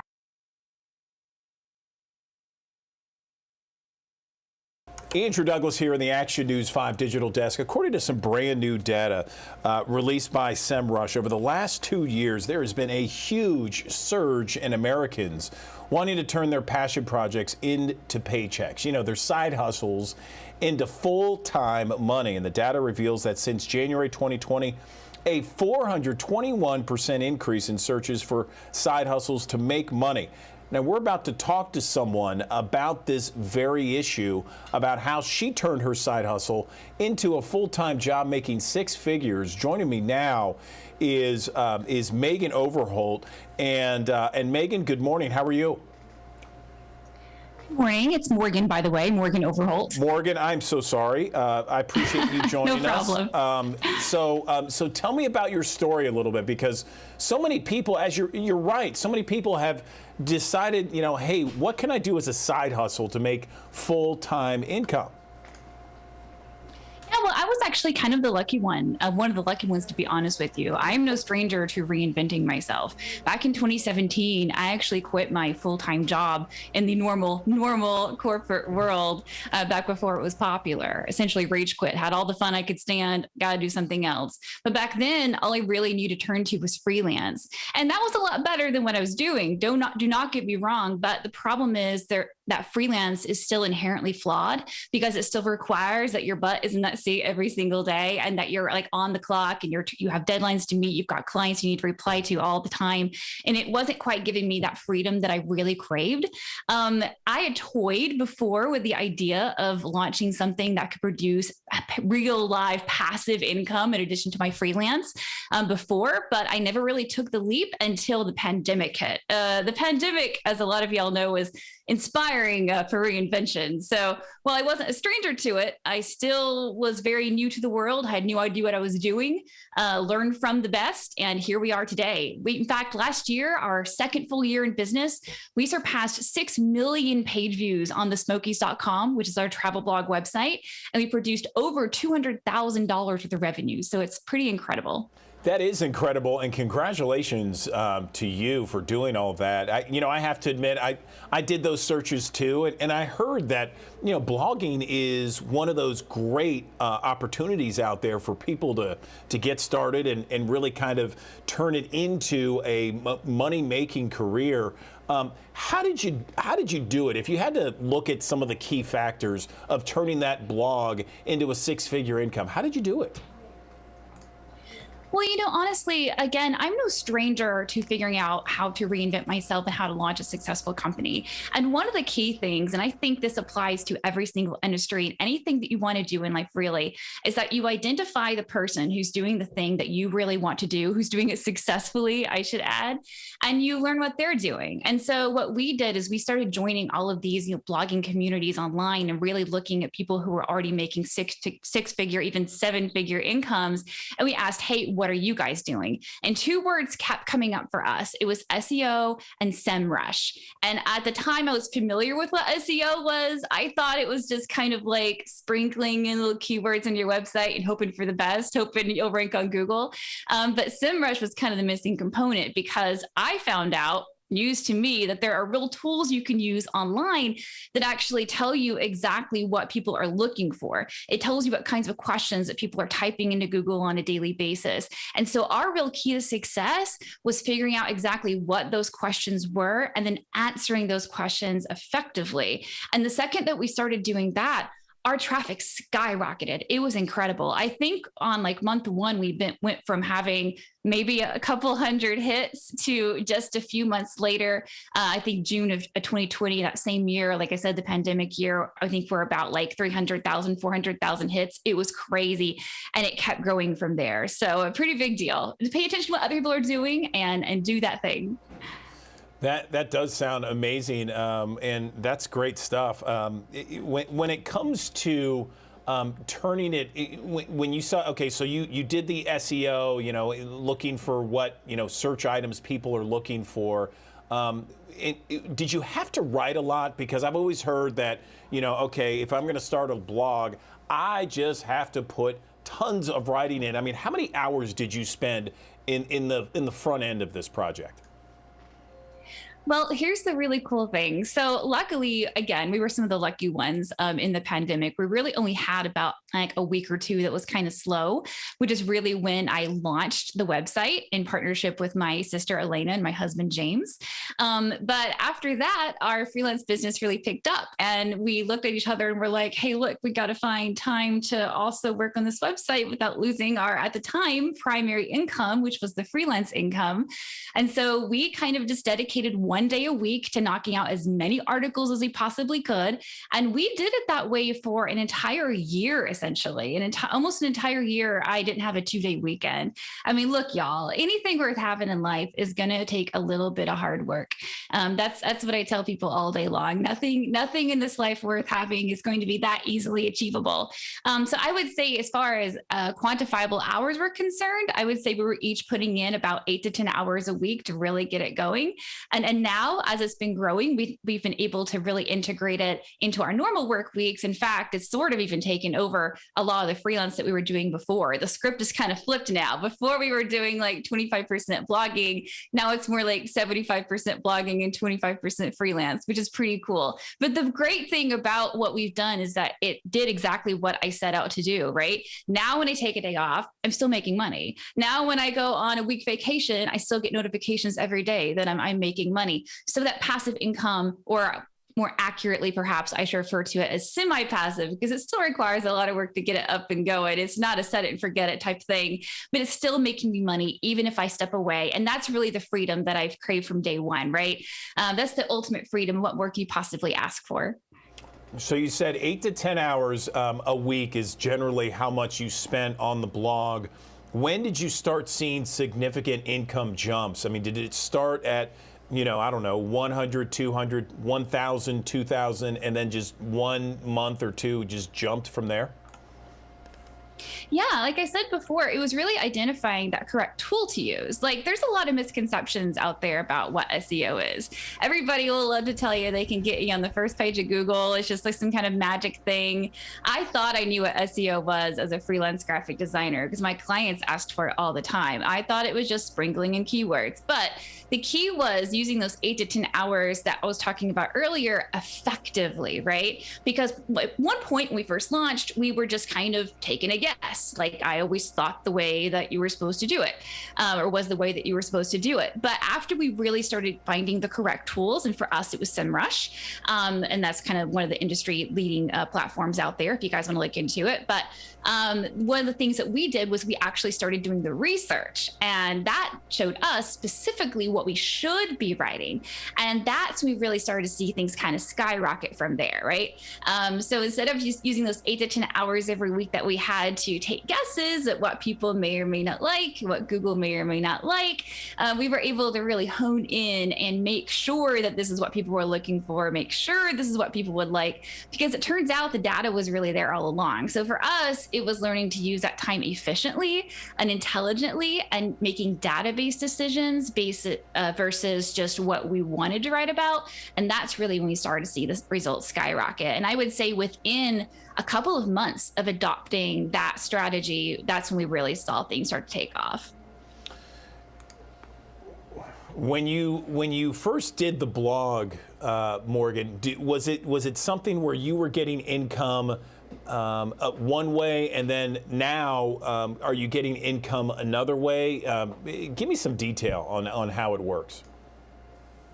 Yeah, absolutely. So that was the other funny thing. When we first launched, we had absolutely no idea how blogs made money. To tell you the truth, probably like most Americans, I thought blogs were something that we had back in the GeoCities days in the 90s or the early 2000s. I had no idea that they were still a thing that was capable of producing income. It was actually my husband, who was one of my partners on the blog, who discovered an ad network called AdThrive and Mediavine, or two different ad networks called AdThrive and Mediavine. It took a few weeks to get accepted into those programs. Today we start out with Mediavine, switch to AdThrive, but there's a variety out there. Those are just two of the top dogs essentially. But once we got there, we were able to really tap into this programmatic ad network, which produced this incredible revenue every single day. So when you go to our website, if you type in thesmokies.com, you're going to see that there's a ton of ads that pop up. And that's kind of what that programmatic ad network is providing us. That's where most of our income has come from. But there's also this wide world of affiliate sales, right? So for instance, we are a travel blog. There's a lot of attractions in the area near the Great Smoky Mountains National Park, like Dollywood and Anakista, and a variety of museums like the Titanic Museum out there that have these programs that you can enter called affiliate programs, where you help them sell a ticket online by like writing a great review about them or saying, hey, look, I highly recommend doing X, Y, and Z in the Smokies. And if people click the link when you suggest to buy a ticket, you get a little tiny kickback. And so we did ads first, we did affiliate marketing second, and going forward, we're actually going to be doubling down on the affiliates, and we hope to release some digital downloads later this year. But there's a variety of different ways that bloggers make money. Those are just kind of a handful of the ones that worked for us very early on. And of course, there's so many more that I feel like we can tap into in the future. So I'm excited to see where this whole thing goes. I think we're just getting started. That sounds great. I mean, congratulations once again. You're doing such a great job, Morgan. And I think this is helping a lot of people just kind of understand how it works. A couple more questions here. So how much do you make now? If you don't mind me asking, how much does the blog make now on a monthly basis? And then how much did it, initially start? Because you didn't start right away making six figures. It was a gradual increase. Tell me about that. Yeah, I mean, the funny thing is, I remember we made our first $6 within about a month of launching the actual blog site. And we were jumping up and down in the living room like it was the most important $6 we had ever made in our life. A couple months later, the first month, and that was an affiliate sale. A couple months later, the first month after we launched on an ad network, I believe our first month's earnings were something like $400 or $500, if memory serves correctly. Fast forward to today, I believe our largest month to date, and of course it varies as we are a seasonal travel blog. The Smokies are a little bit less trafficked in like January and February. We peak in the summer and into the winter, but our highest month so far has been around $36,000 in that month. So yeah, that kind of shows you what's possible. And we suspect we're going to be hitting closer to $50,000, maybe even $60,000 by this December. So yeah, like I said, we're just getting started. Wow. To go from zero hits in the first month, essentially, to, I believe in our first full year, we passed almost hit 2 million. And then in our second full year to pass 6 million. I mean, I ain't gonna lie, I'm kind of hoping that we'll start to see that 10 million digit roll in as far as page views are concerned, hopefully in 2022. We'll see. We'll at least get close. And it's just focusing on the East Tennessee Smokies area, or are you venturing out from that? Yes, sir. For the most part, of course, the Smokies, the Smokies and the Blue Ridge Mountains were all kind of intertwined, as you know, in East Tennessee and Western North Carolina. So we sort of cover those areas a little bit. Every once in a while, we talk about Tennessee as a state, but our primary market, we've also done a few stories on Memphis, but our primary market is the Great Smoky Mountains National Park and the surrounding areas, the attractions, etc. That was also a model that we had never really seen anybody else do before. So that was a bit of a gamble, to be perfectly honest with you. We didn't really know that a regional travel blog would work. All you ever hear about are, travel bloggers that go all over the world and explore. But to us, we kind of learned that regional travel was even better, even, I dare say, easier. I don't want to use that word. It's been a lot of hard work, but I dare say easier because we get to target this one area that we know and we love. I grew up in East Tennessee. My husband grew up in East Tennessee. My little sister obviously grew up in East Tennessee. So this is an area that we're intimately familiar with. This is an area that we spent our childhood in. I mean, y'all, if you could have told me when I was like 6 that one day I would make money going to Dollywood, I'd have been like, what? It's like, that's not even my dream, and I've essentially turned that dream into a reality. So it's pretty cool. That is cool. All right. So are there other blogs that you look at and really kind of like or maybe take some ideas from? I mean, are there other ones that you kind of emulate maybe and kind of say, they really taught me a lot of things? That's one of the tools I was talking about earlier when I talk about SEO. The tool that I mentioned earlier, SEMrush, will actually show you competitive data. And we certainly integrate that competitive data and fill in gaps that our competitors are not addressing, fill in questions that our competitors are not answering. In fact, our main competitors now are actually some of the city and locally run websites. And I believe it was last month, we even started surpassing some of those city run websites who have entire staffs. I think over 40, 50 people, I believe, for the top website working on those. So to bring in more traffic than even them, it's pretty impressive. But to be honest with you, if I were to give you a second giant piece of advice, which is applicable to both blogging and life, is to worry less about what your competitors are doing and worry more about what they're not doing, right? We never seek to copy anybody. I've never been a copycat of anybody. I want to know what people are, I want to know how they're finding success. I want to know the strategies and the tools that they're using and explore those on my own. But I think it's really important to be the red tree in the forest, to be the standout, to do something unusual. Because if you're just a copycat, all you're going to be is a cheap clone at the end of the day. Very nice, very nice. There are a lot of people taking notes in this newsroom, just hearing you talk right now. And I'm sure when people watch this on in a taped interview later on our website, they're going to be wanting to share this as well. When someone is looking at starting a blog, I don't know, can you give like maybe the top 3 things that they need to do right off the bat when they want to start and say, I want to do just what Morgan is doing? A lot of people like to say, write what you know. Is that one of those things? Did you always like to travel?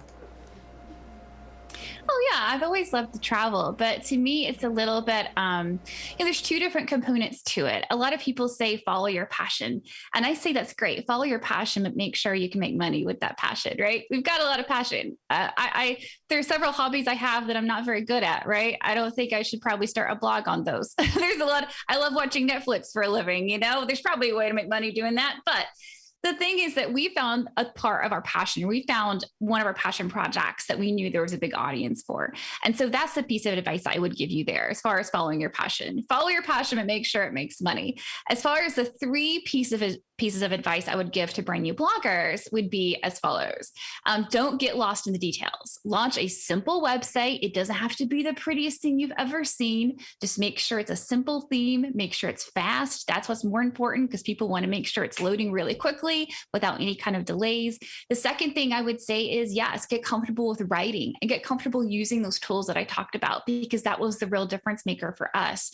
Before, we were just sort of, when we first launched, writing whatever we thought we should write about because we had no data to go on, formatting it however we wanted to format it because we didn't know any better. So research those tools that will really give you those guidelines to show you exactly how to write, will actually give you a score on your writing and predict with almost 90% certainty exactly where you're going to rank on Google, which is pretty awesome. And then 3, make sure you turn that traffic into dollars. That's of course what you got to do at the end of the day. So research those ad networks that I mentioned earlier, research those affiliate programs, can think about what kind of digital downloads that you can sell. Those are 3 of the most popular ways. Courses, if you're doing something more on the business side, those are also very popular right now, online courses. So yeah, those are probably the 3 things that I would recommend. Don't get lost in the details, build a simple website, learn how to write articles that Google will love and that your readers will love, and then figure out how to make the money, honey.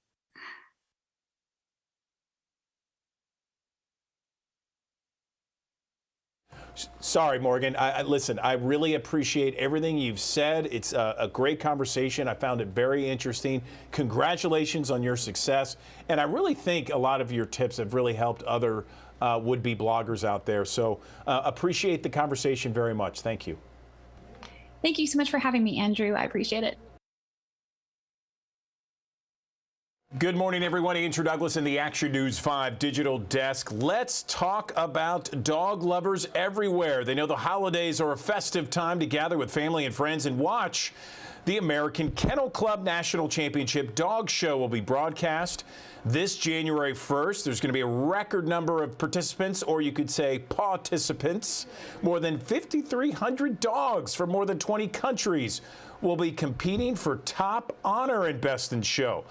I have a couple ladies joining me this morning to talk more about it. Gina DiNardo, she's the co-host of the American Kennel Championships and the executive director as well of the American Kennel Club. Also, Carolyn Mano, the co-host of the American Kennel Club National Championship and noted sportcaster. Ladies, good morning to you. I see you have a friend with you.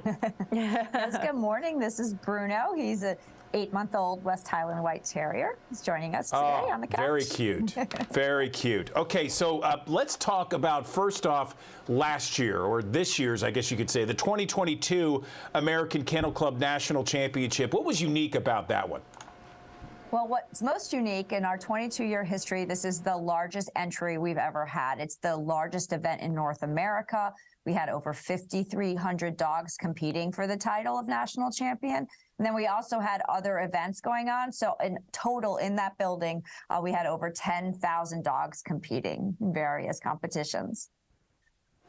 Fantastic. And so there's more than one competition. What other events took place? Yeah, there's a diving competition that you might be familiar with where dogs launch themselves off of a dock, which is really fun. There was the National Agility Invitational, which is a really fast-growing dog sport across the country. If you recognize those weave poles that you see all different dogs and breeds going in and out of, which is an incredible obstacle course that was set up like an F1 track. It was thrilling to watch. There's an obedience competition. I mean, there's so much going on. Like Gina said, thousands and thousands of dogs coming to the Orange County Convention Center in Orlando, Florida, but with their owners and handlers and breeders, they're dog lovers. And so that was what was so special about this weekend, a record number of entries, but also a cross-section of so many different people who love their dogs and love dog sports and just wanted in on the fun. We're looking at some of the video from last year's Best in Show. And ladies, I got to say, I know the competition is so tough here and so fierce. Can you talk a little bit about how competitive some of the dogs and some of the people are, the handlers? Absolutely. So you have the top handlers from around the country showing the best dogs from around the world. And everyone comes to the national championship. It's the place to be. So all of the top dogs are here, in addition to some people who are trying to break out some newcomers. So the competition is deep. Dogs compete year-round for rankings, and so you'll see the #1 dog in a lot of breeds are represented in the groups and Best in Show. And then, of course, it's just because there's so many dogs and all 200 breeds are represented, 22 foreign countries, the depth of quality in the competition is unique. It certainly is. Let's talk about some of the rewards that are on the line for competitors. Well, what's unique is that there's a cash prize for a national champion, which isn't always the case. I mean, Gina mentioned just all the hard work, the dedication that goes into this sport. So many people traveling from the start of the year all the way on the road to the national championship until we get to December. And so $50,000 to the winner, cash prizes for those who go 1 through 4, a year's supply of Royal Canin dogs to the winner. There's a lot at stake, but outside of just the financial bonus of being crowned national champion, there's also that pride of being written onto history's pages and being forever called a national champion. Absolutely. I mean, for those who are in this sport and love the dog fancy, that in and of itself has, you know, a value that can't be quantified because it's so special and so difficult to do. When you think about the fact that more than 5,300 dogs were trying to do it this year alone, and there's only one standing at the end, it just means the world to everybody that's involved. It's really a career-defining moment for both the handler and the dog, for sure. Got a question for you. What breeds are most in the spotlight this year? Well, we have the largest entries at the show were Golden Retrievers, Labrador Retrievers, French Bulldogs, Australian Shepherds. But we also have 3 new breeds that for the first time are competing at the national championship, and we profile those at the show. And so we reached our 200th breed registered with the American Kennel Club this year. What's also very cool about the show is that if you're looking to add a dog to your life, you get to be introduced to all 200 breeds. And while you're familiar with many dogs, I'm sure there are a lot of rare breeds that you'll learn about that might be right for your family. And so, you know, it's a great educational opportunity. It's a fun family night or day of television, and you learn a thing or two. I know that there are so many people I personally interact with that can't miss this show each and every year. Where can people go for the broadcast? So we made it really easy. It's broadcast all across the country, nationally on ABC, and it's at 2 p.m. Eastern on New Year's Day. So 2 p.m. ABC on New Year's Day. Gina DiNardo, co-host of the American Kennel Club National Championship, and Carolyn Manno, co-host of the American Kennel Club National Championship. Ladies, we appreciate you. Good luck on the broadcast. Thank you. Okay, let's talk about women in STEM right now. There's some challenges there if women want to go into STEM. And when we talk about STEM, we're talking about science, technology, engineering, and math. And it is certainly an issue that comes up from time to time. I want to bring in right now Dr. Sheri Sate, corporate scientist, chief science advocate at 3M. Doctor, how are you? Good morning. Good morning. How are you, Andrew? I'm doing well. Thank you so much. So what are the top challenges out there for women who want to go into some sort of STEM technologies? Yeah, women in STEM can face many challenges from early childhood and all the way to late career. And a big reason is that women are simply underrepresented in these fields. There's just not enough of us. And the second factor that can pose challenges is that of pervasive stereotypes. There are stereotypes about girls and women. There are stereotypes associated with the STEM fields. And there are stereotypes about what scientists and engineers should look like, what they do, and how they behave. And for some of these very reasons, I never thought of myself as the science and engineering type when I was growing up. but I've done quite all right. And I think about it every day, you know, how many students, how many scientists, how many ideas, and how many innovations we're all missing out on because of these challenges. So what would you say to a young girl who is interested in STEM but feels discouraged or, you know, is kind of worried about pursuing science and engineering? I would say to all young girls what I also tell my daughter. You want to change the world, you want to solve real problems that matter, STEM is for you. We need more people in science, you know, with community-oriented goals and pro-social ideas than ever before. And the last 2+ years have clearly shown us that. And to all the young women who wonder, you know, if they should pursue STEM or leave STEM because humanities may feel more intuitive or more inviting to them, I give them my spiel. I tell them from my own experiences, I found the real shtick is STEM, science, humanities, technology, engineering, and math. So bring that much needed, you know, mindset into science and don't be discouraged. Science needs you. And more importantly, science needs you to be you. Let's talk about some of the strides that have been made over the last decade when it comes to women representing in the engineering. Yeah, it's only about 15% women, so huge disparity there. You know, in other fields, yes, there have been strides that have been made. So overall, STEM workers, 27%. Are women, so a little over 1 out of 4, but huge disparity in engineering. And from my own experiences and what I've seen in talking to young girls and STEM students and mentees and peers is that there are hurdles across the spectrum, from girls not wanting to go into STEM because it may feel too male-centric. Young women, they do go, but they don't want to continue or stay. And if they stay, they find they don't feel supported or satisfied. So we have to address all of these issues and hurdles because science needs diversity. What about yourself? What was the most important advice, Dr. Sate, that you received from mentors or from peers, allies along your journey in your career? Yeah, I've been very fortunate to be surrounded by many who can provide sound advice and be a good sounding board. And, you know, it really comes in handy when you're at a crossroads of sorts and you worry about making the wrong decision. And a valuable piece of advice that has really stuck with me is when I was agonizing over a decision and a former boss said, Jayshree, make the best decision for you for now. And that advice from her was just so liberating. That addition of the phrase for now is powerful because we can try to project the future and get all anxious, but there's no telling how things will play out. So make the best decision with what you know and then dive in with confidence and an open mind. Anything else we want to touch on, Dr. Sate, that we haven't touched on yet that you feel is important about this issue? Yes, I think we as a society, all of us, have a role to play. We have to challenge those stereotypes, shatter them. We have to dismantle the archetypes and all the constructs that deter women. And I tell you why. We do some research on the global public perception of science called 3M State of Science Index. And the results show that Americans want diversity in STEM. 87% said that.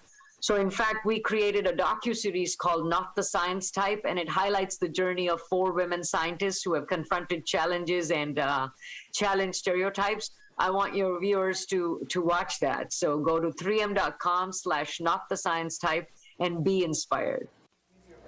All right, Dr. Cherie Sate, I appreciate your time this morning. Thanks so very much. We appreciate your insight. Thank you for having me.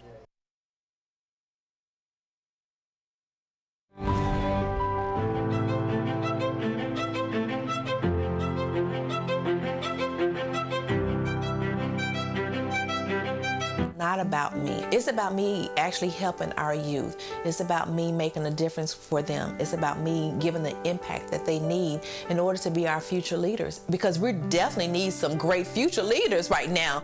Overcoming trauma and adversity and helping others do the same. This month's Mid-South Hero has a promise that she intends to keep. LaShondra Robinson always knew she had a passion for helping others. Nonprofit has always been my dream job, and the reason why is because I love giving back to the community. Seeing a need to give our community's youth guidance, mentorship, and training, she co-founded an organization in Memphis called UCAN. UCAN stands for You Can Achieve Now. Our mission is to strengthen young adolescents through mentoring, workforce development, and bullying awareness, which will bring forth positive growth in the community. When I created the organization, I wanted to really help those individuals who were looking for mentorship, who were looking for guidance, who wanted to have that leadership, who wanted to be able to make the next move for their future, but just need a little help along the way. We see so much violence going on. We see so many students that are acting out, but they really just want that attention that they're not receiving at home. UCAN uses programs like Blazers and Pearls to train students in workforce readiness, character development, and give them positive attention. Think about this. Every time that a gentleman wears a blazer, his demeanor changes, his attitude changes. Every time a young lady wears pearls, her attitude and her demeanor and her walk changes. And we bring in different topics for them that is going to be based upon the workforce readiness, or for our middle schoolers, more on character building. Sometimes we bring in guest speakers who are people who look like them, people who have been through what they've been through, and those individuals, community leaders, that want to see our youth be more engaged and active in the community.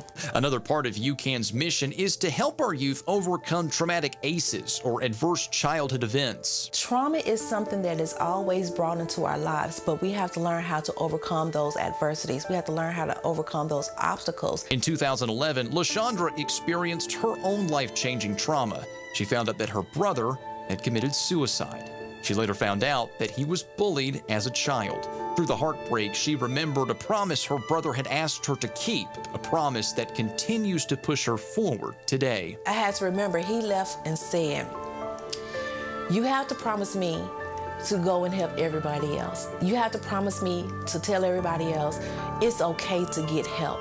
Don't be like me. Do not take away your life because of something that was rough." Realizing what an issue bullying was among the youth, she added a bullying prevention program to UCAN that encourages students to speak up if they've been bullied. And it's not just the ones who are victims of bullying, it's also the ones who are doing the act of bullying. Let's talk to them to find out what's going on. Let's have that conversation. And we don't have a problem having that conversation. I don't consider myself as a hero. I consider myself as being a part of a community that is helping so many youth to achieve their own success. Because just like UCAN says, you can achieve now. And I want to make sure that they can do exactly what that says. Congratulations, LaShondra. You are this month's Mid-South Hero. Okay, so we've had to deal with all kinds of changes throughout the Memphis weather that we've been dealing with. Let's bring in an expert to really kind of bring us through what we've seen and where we are going, because there's a lot there. And I'm bringing in my favorite expert, meteorologist Brittany Bryant, on the digital desk once again. Brittany, wow. So we had all these cold temperatures, all these pipes burst throughout the area. Now we're dealing with warm temperatures, great. But now we have rain in the forecast. Nothing severe, right? Nothing severe with this, thankfully. We're just seeing some good old rain that will be moving through here over the next few days. So you actually get several days of rain in the forecast. We're already seeing a few showers. This morning we had some. We dried out for a little bit in Memphis, but our next round of rain is already on the way here. So we'll just get these rounds of rain for the first half of the day. Zooming out to the big picture, there's this weather system that's moving out of the Houston, Texas area, and that's what's pushing all that rain into our area. So timing today with this, at noon, we'll start to get more rain moving through spots like Wynn, Forest City, Memphis, and the Northwest Mississippi. Rain is pretty much on and off all afternoon. I'd say by 6 o'clock, though, you get a pretty good line of rain here that sets up. And again, this is not severe. You will have 30-mile-per-hour wind gusts today, so you may still be hearing those winds howling. Could have a rumble of thunder, but overall, this doesn't look like anything more than rain for most of us. But it rains all night, 10 o'clock tonight. Still coming down in West Tennessee, North Mississippi, and even some portions of eastern Arkansas, like near Helena. and you get this rain all evening. This is tomorrow morning at 9:30 in the morning. Notice it's still pouring even when you wake up tomorrow morning. And this rain will probably stick around as we get to the afternoon. It will be much lighter on Friday, but then more rain moves in overnight Friday into early Saturday. So rainfall totals going from Thursday all the way through Saturday will be around 1 to 2 inches of rain with this system for most of us along and west of the river, and about a ½ inch to an inch for the rest of West Tennessee and North Mississippi. So Andrew, this is going to be a pretty good soaker for us here for the next few days. We'll just keep the rain jacket and the rain boots out at least through Saturday morning. What I like about your forecast, Brittany, is as we look at this triple box, is the fact that we are dealing with warm temperatures, don't have anything super cold. I mean, last week, gosh, I mean, wind chills, you were saying it, you know, is way below zero. Nobody likes that. We had all those pipe problems. The water problems are still a mess for thousands of people. So we're just dealing with some rain, nothing severe. What about New Year's Eve? A lot of people are going to be out and about doing New Year's Eve stuff. Yeah, so going into New Year's Eve, we're going to have some showers around still, but I want to talk about a little bit about where we were from December. So December 6th, our warmest temperature was 72 degrees. Our coldest was on December 23rd. You probably remember that day. That's when we started to see those pipes bursting. It was only 1 degree for a low temperature. And we ended up actually with above average rainfall for the month, just slightly. We ended up at a ½ inch over normal. So wrapping up December with temperatures just literally all over the place, from 1 degree to 72 degrees is quite a change. So that was just one of those Decembers where we just had a little bit of everything: snow, rain, thunderstorms, warm, cold. Now, as we wrap up the last day of December, the last day of 2022, good riddance to 2022, right? This is our first alert weekend forecast. So there's rain in the forecast. I showed you early Saturday morning. I talked about that. But Saturday afternoon, it's dry. We'll even see clouds clearing out late in the day. So by Saturday night, we won't have any rain around, and the low temperature is only 50 degrees. New Year's Eve forecasts here in the Mid-South are also all over the place. I mean, looking over some of the climate data, I don't know if you remember last year on New Year's Eve, the high temperature that day was like 70 degrees. And we didn't even have any rain or anything that day. So last year we had some nice weather. The year before that, which was 2020, I don't think most of us were going out, but it was cold and it was rainy. So you really just never know what you're going to get. We're kind of in the middle this year. Temperatures will be in the 50s when you're ringing in the new year. And then on Sunday, for New Year's Day, good recovery day for us. We'll have sunshine and temperatures in the upper 60s. But here's your New Year's Eve specific forecast for downtown Memphis. I think that's where most of us probably like to go. 6 o'clock, 56 degrees, mid 50s at 9. And then by midnight, 53 degrees. And again, it will be dry for any New Year's Eve plans. If you're doing something outside, you totally could. The temperature is definitely on the milder side. Usually overnight low temperatures for the last day of December are in the 30s. So I'd say 50 is really not too bad. And Andrew, do you have any plans for New Year's Eve? I'm going to the Grizzlies game Saturday night, which should be a lot of fun. That's fun, you know, downtown. But after that, then going to a friend's house. You know, that's always my favorite kind of New Year's Eve is if you're going to a friend's house. It avoids all the, you know, the bars and the cover charges and that sort of thing. Yes. Tell me, what about yourselves? I know that you have the little ones at home. You're staying close to home, I would assume. Yeah. My goal is to maybe make it up to midnight every year. I'd rather get some sleep. That's my New Year's Eve gift. And then hopefully wake up the next day. It'll be a beautiful day on Sunday to where we can spend some time outside with temperatures in the 60s again, as I mentioned on Sunday. So that New Year's Day forecast looks great if you want to do anything. As I mentioned, New Year's Eve looks fantastic, but it should be a nice weekend to hopefully, you know, spend time with friends and family. We haven't had I think, that opportunity in a few years for a lot of us to do something on New Year's Eve. So even though I'm going to be sleeping, I'm glad, Andrew, that you're at least taking advantage. So one more question before we go, Brittany. You know, I'm showing a shot here of downtown, the bridge there. It's looking pretty cloudy, pretty gloomy. The timing of the rain, that is later this afternoon, you mentioned, and it's going to be a soaker, right? We're just going to get a ton. Yeah, we are expecting quite a bit of rain. So I'll go through this timing real quick for you just in case you missed it. We'll have rain moving through as we go through the afternoon. So you'll just see that rain moving in from the west. So I'd say by 5 or 6 o'clock will be pouring in Memphis.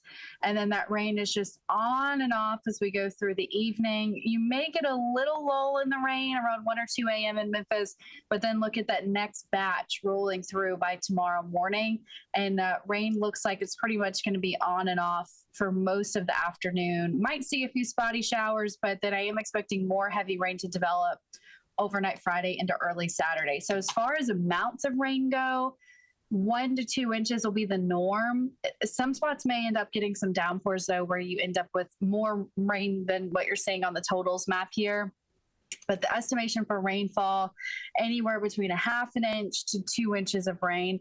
But, you know, our soil here in the Mid-South can handle 1 to 2 inches. And this is also, you got to keep in mind, for Thursday, Friday, and Saturday morning. So this is over several days' time. So I'm not concerned with any flash flooding or anything. And then also no severe weather with this one either. But winds are going to be like 30 miles per hour today. And tomorrow winds die down, but if you got a thunderstorm, especially in the morning, you may see some 20, 30 mile per hour gusts in the morning tomorrow too, but won't be severe. All right, and if people want to see more of Brittany Bryan and the in-depth forecast, you can watch later this morning on Action News 5, our midday. People will be tuning in. You'll be able to see both of us there on Action News 5 at midday. Brittany, thank you so much. We appreciate your insight as always.